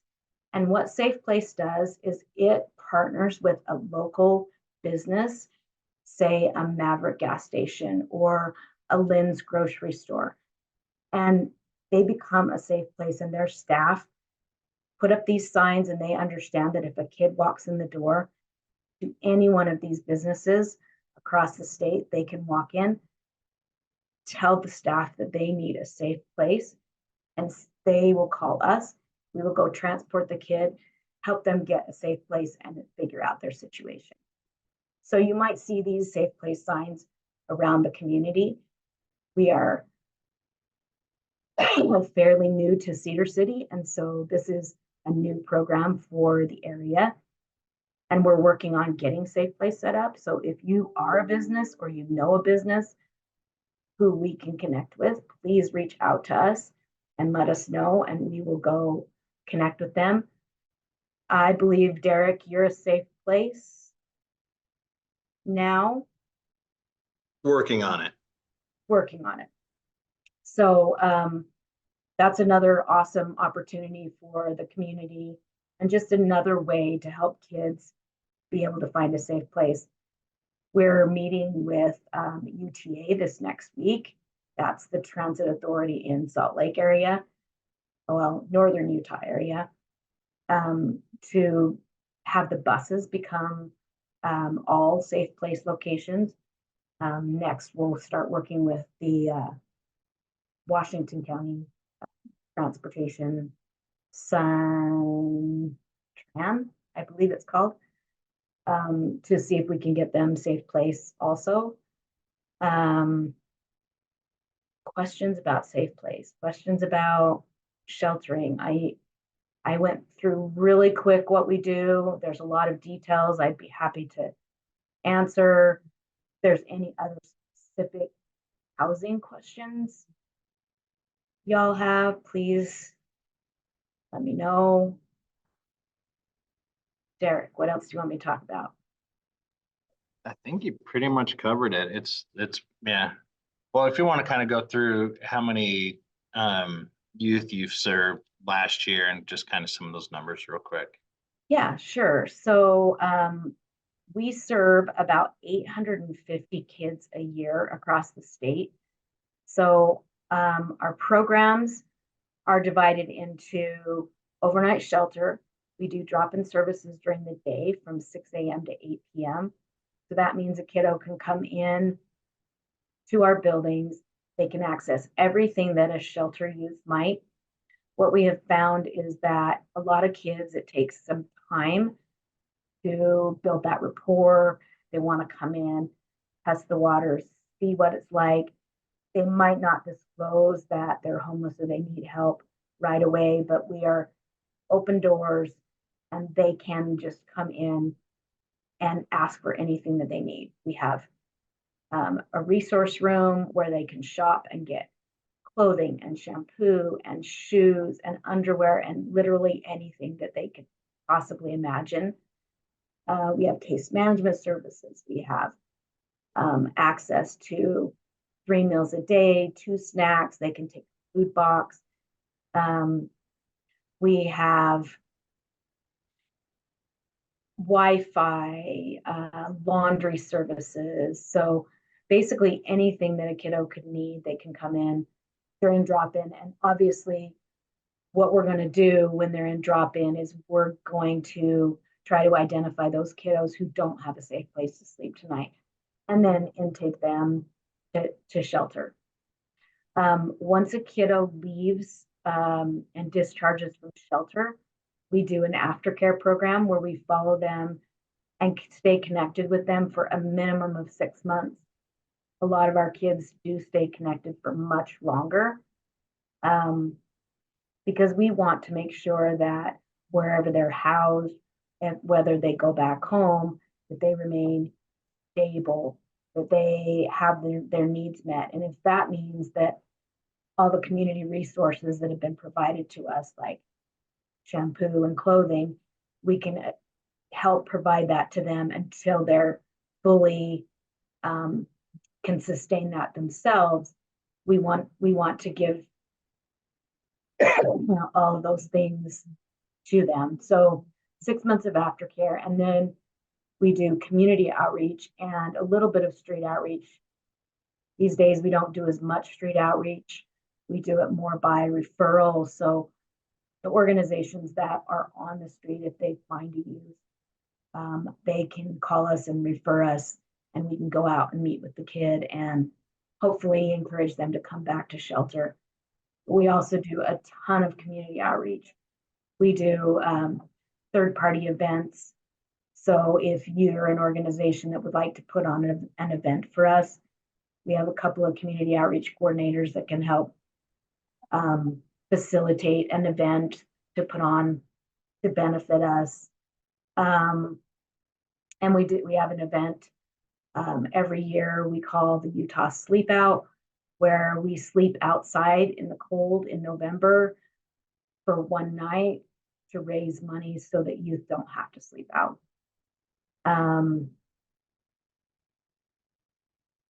These pictures are the pictures of inside our transitional living program.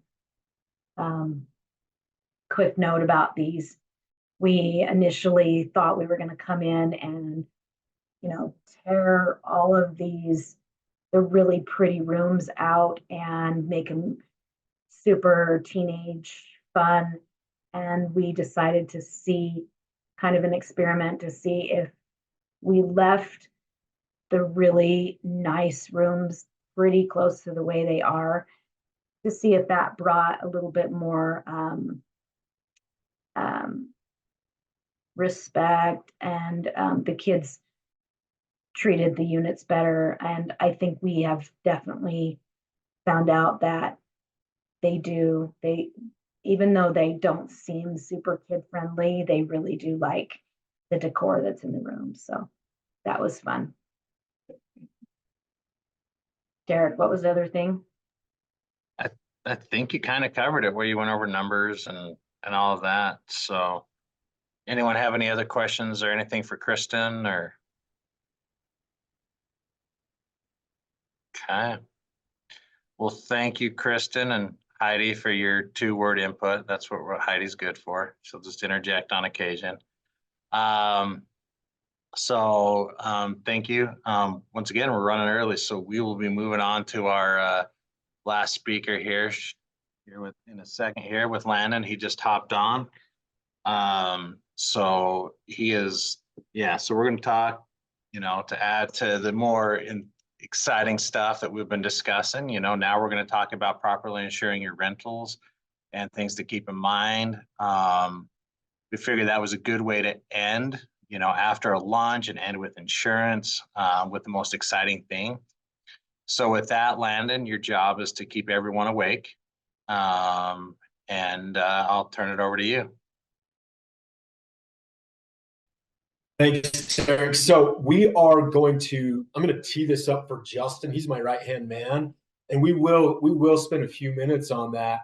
And just to kind of wrap this up, I think there might be a little bit more compelling conversation topic or subject matter to kind of really wrap this thing up. Derek, we're so glad that you've had us here on the call today, and we're happy to be here.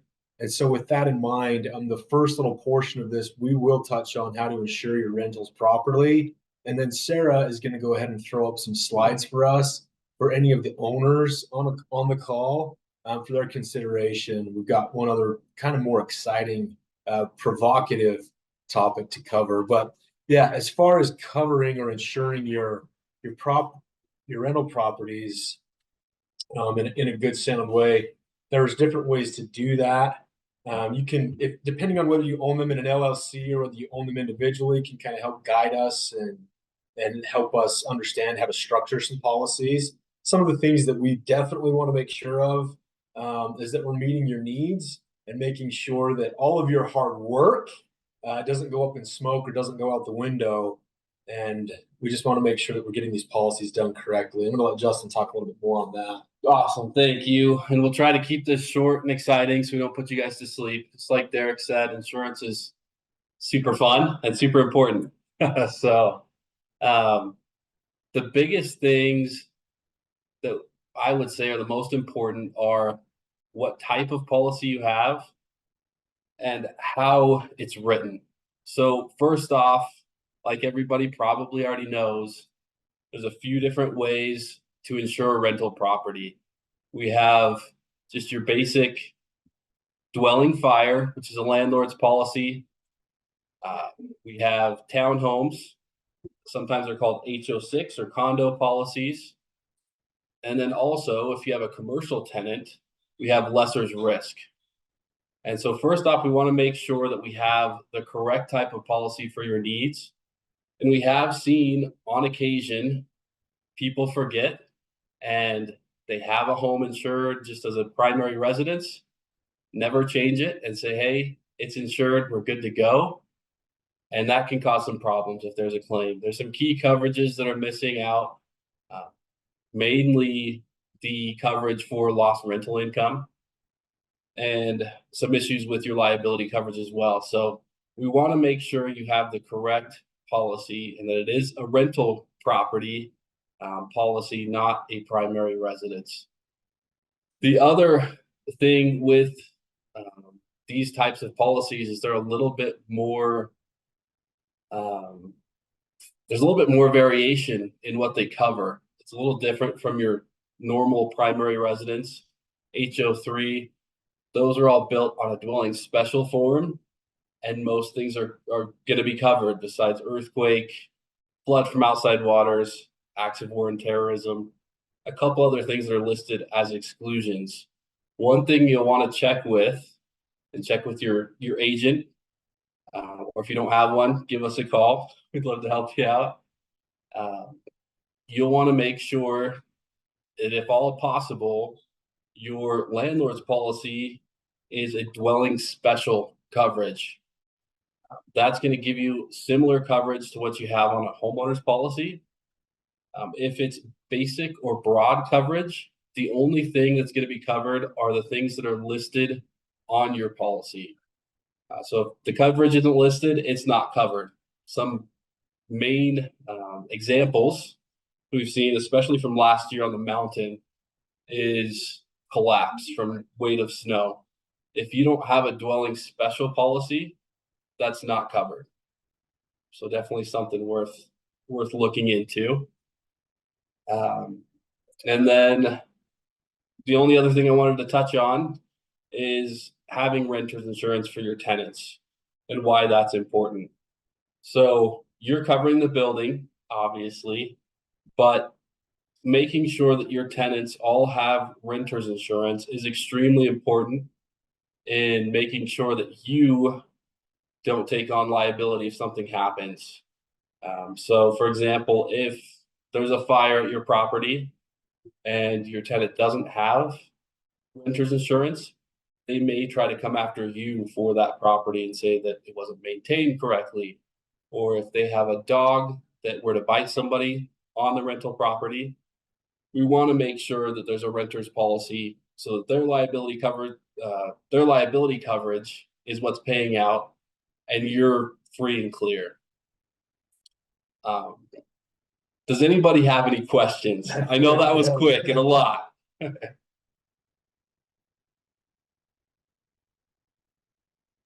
Good. Looks like you're good, so move on. Yeah, you bet. One quick thing, if we've got a captive audience, guys, if you're still with us, awesome. If you're not here, come back here. And just here's the takeaway from everything that we just said. If you don't understand insurance or you don't understand it completely, that's okay. We do, and we can help make sure to get you set up in a way that's going to make the most sense to meet your needs and be a custom tailored fit for your situation. And so if we don't have any questions on any of that stuff, Sarah, if you want to, oh, here, Camille, you've got a question right here. Guys, here's the question that came through.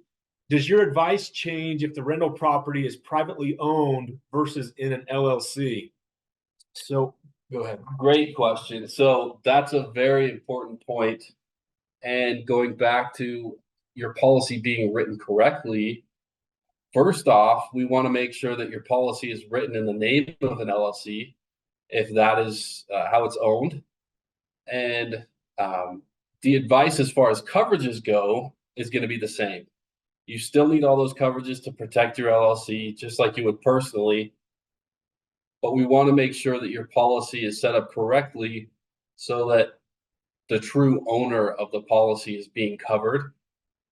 And that at a bare minimum, your LLC is listed as an additional insured on your policy. Does that answer your question? It does. Thank you. Okay, yeah, perfect. And there's also another important consideration with your umbrella. We always want to make sure that your umbrella is going to, if you have one. If you don't have one and you've hustled and grinded to a point in life where you have at least one rental property, we should definitely make sure that you have an umbrella and that it extends completely to everything that could be included or any risks that could arise from owning an investment or a rental property. So if anyone else has any other questions, now's a great time to jump in with any of that kind of stuff.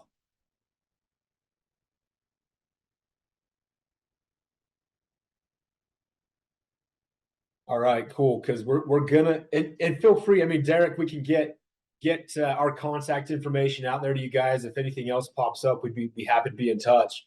But we're gonna change gears here in kind of a big way, and we're gonna talk about, for all of the owners out there, for anyone who's hustling and grinding and has aspirations to own additional rental properties, additional investment properties.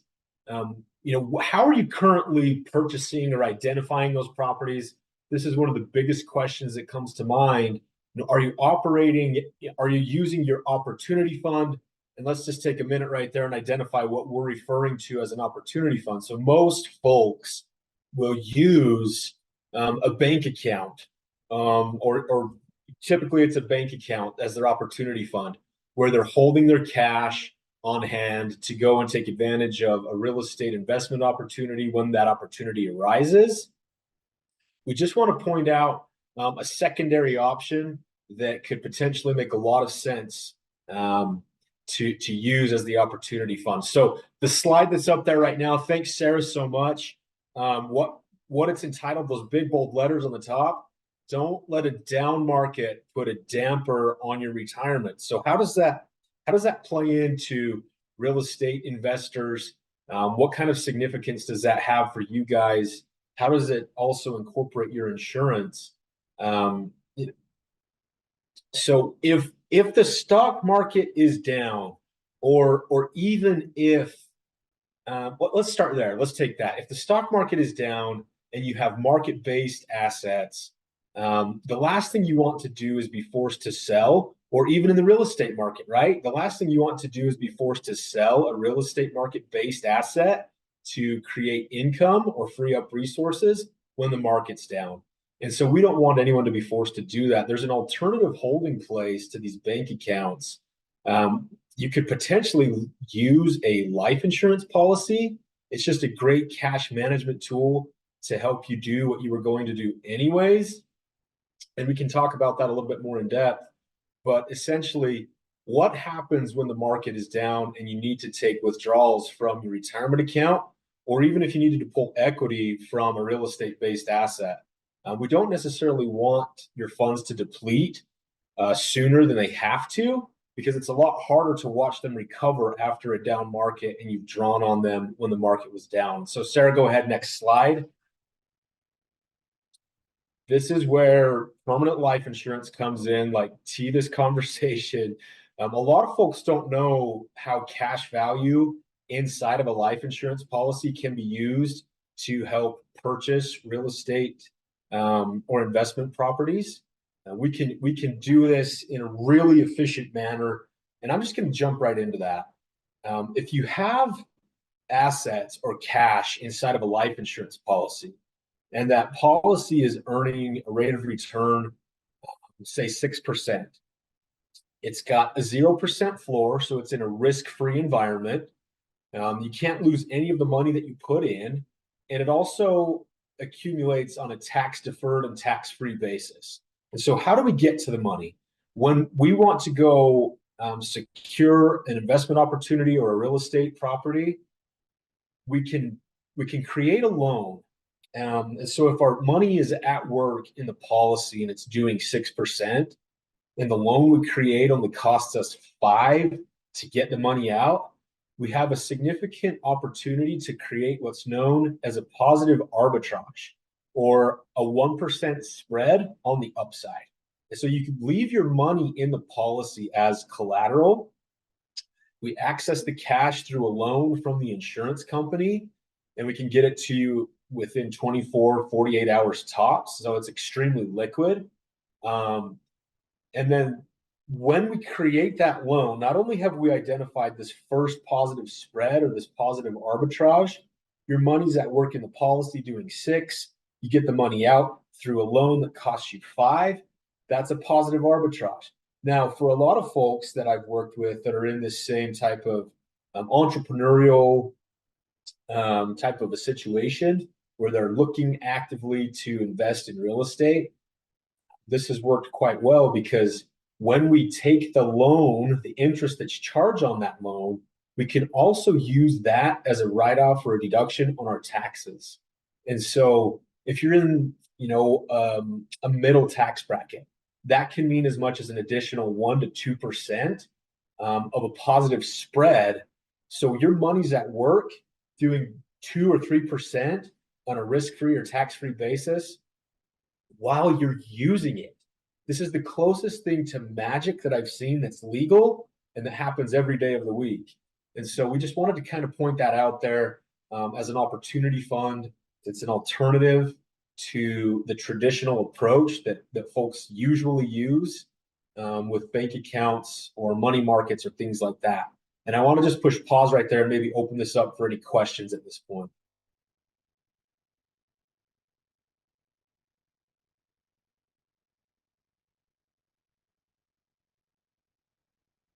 Okay, if there's no questions, Sarah, go ahead and move to that next slide. I think we've only got 2 more slides here. Okay, perfect. Is there a way that we can make that even just a little bit bigger? If not, it's totally. It's all good. Did we have a question?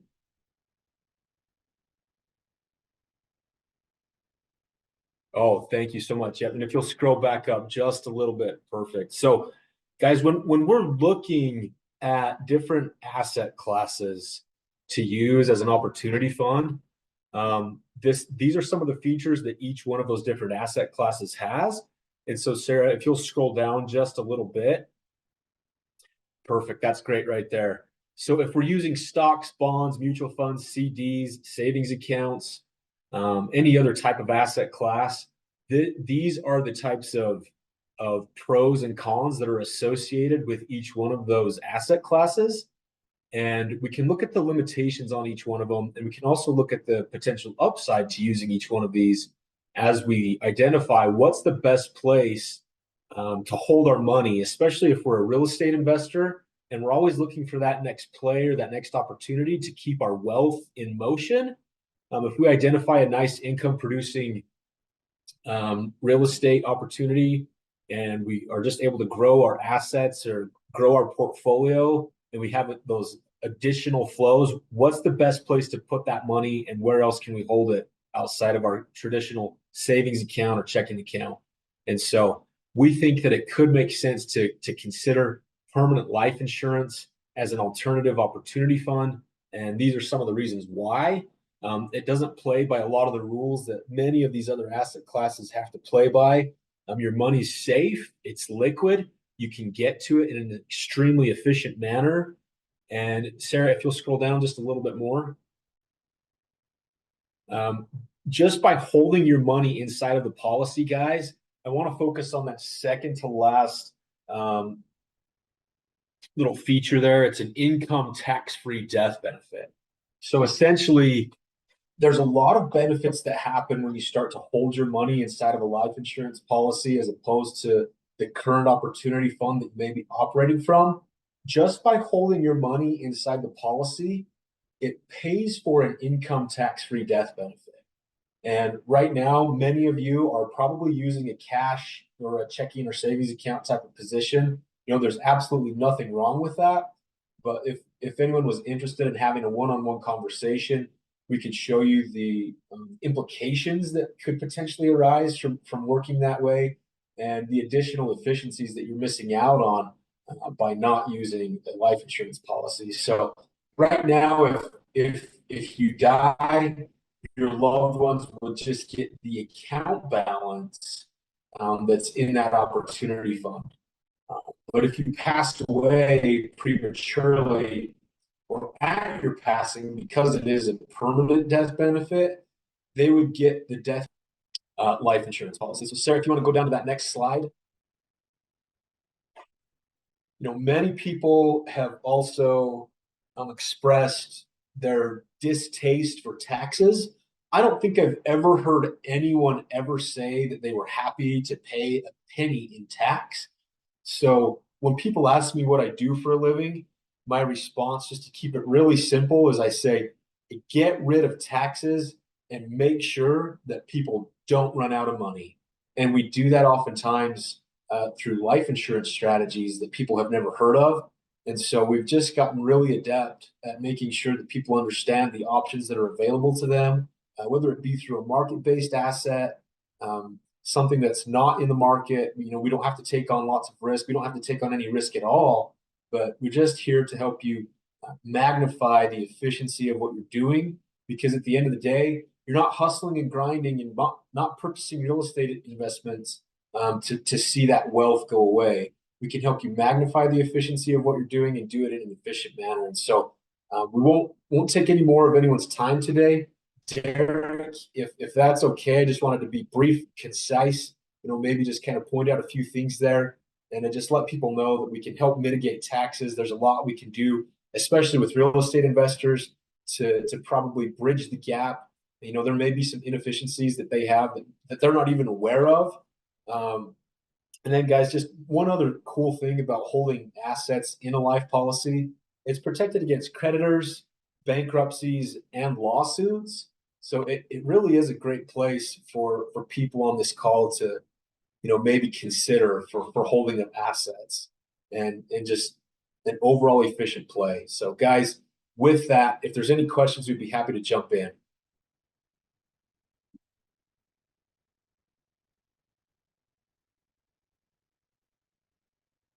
All right, looks like there's no other questions, so I appreciate you, Landon. Yeah, our Um, pleasure. so, yeah, so I'll let you get back to your afternoon.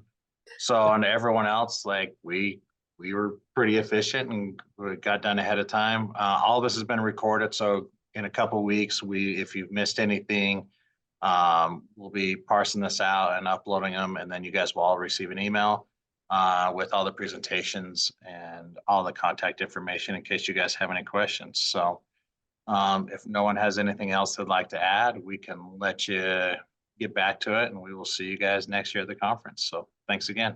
Bye. Thanks, everyone.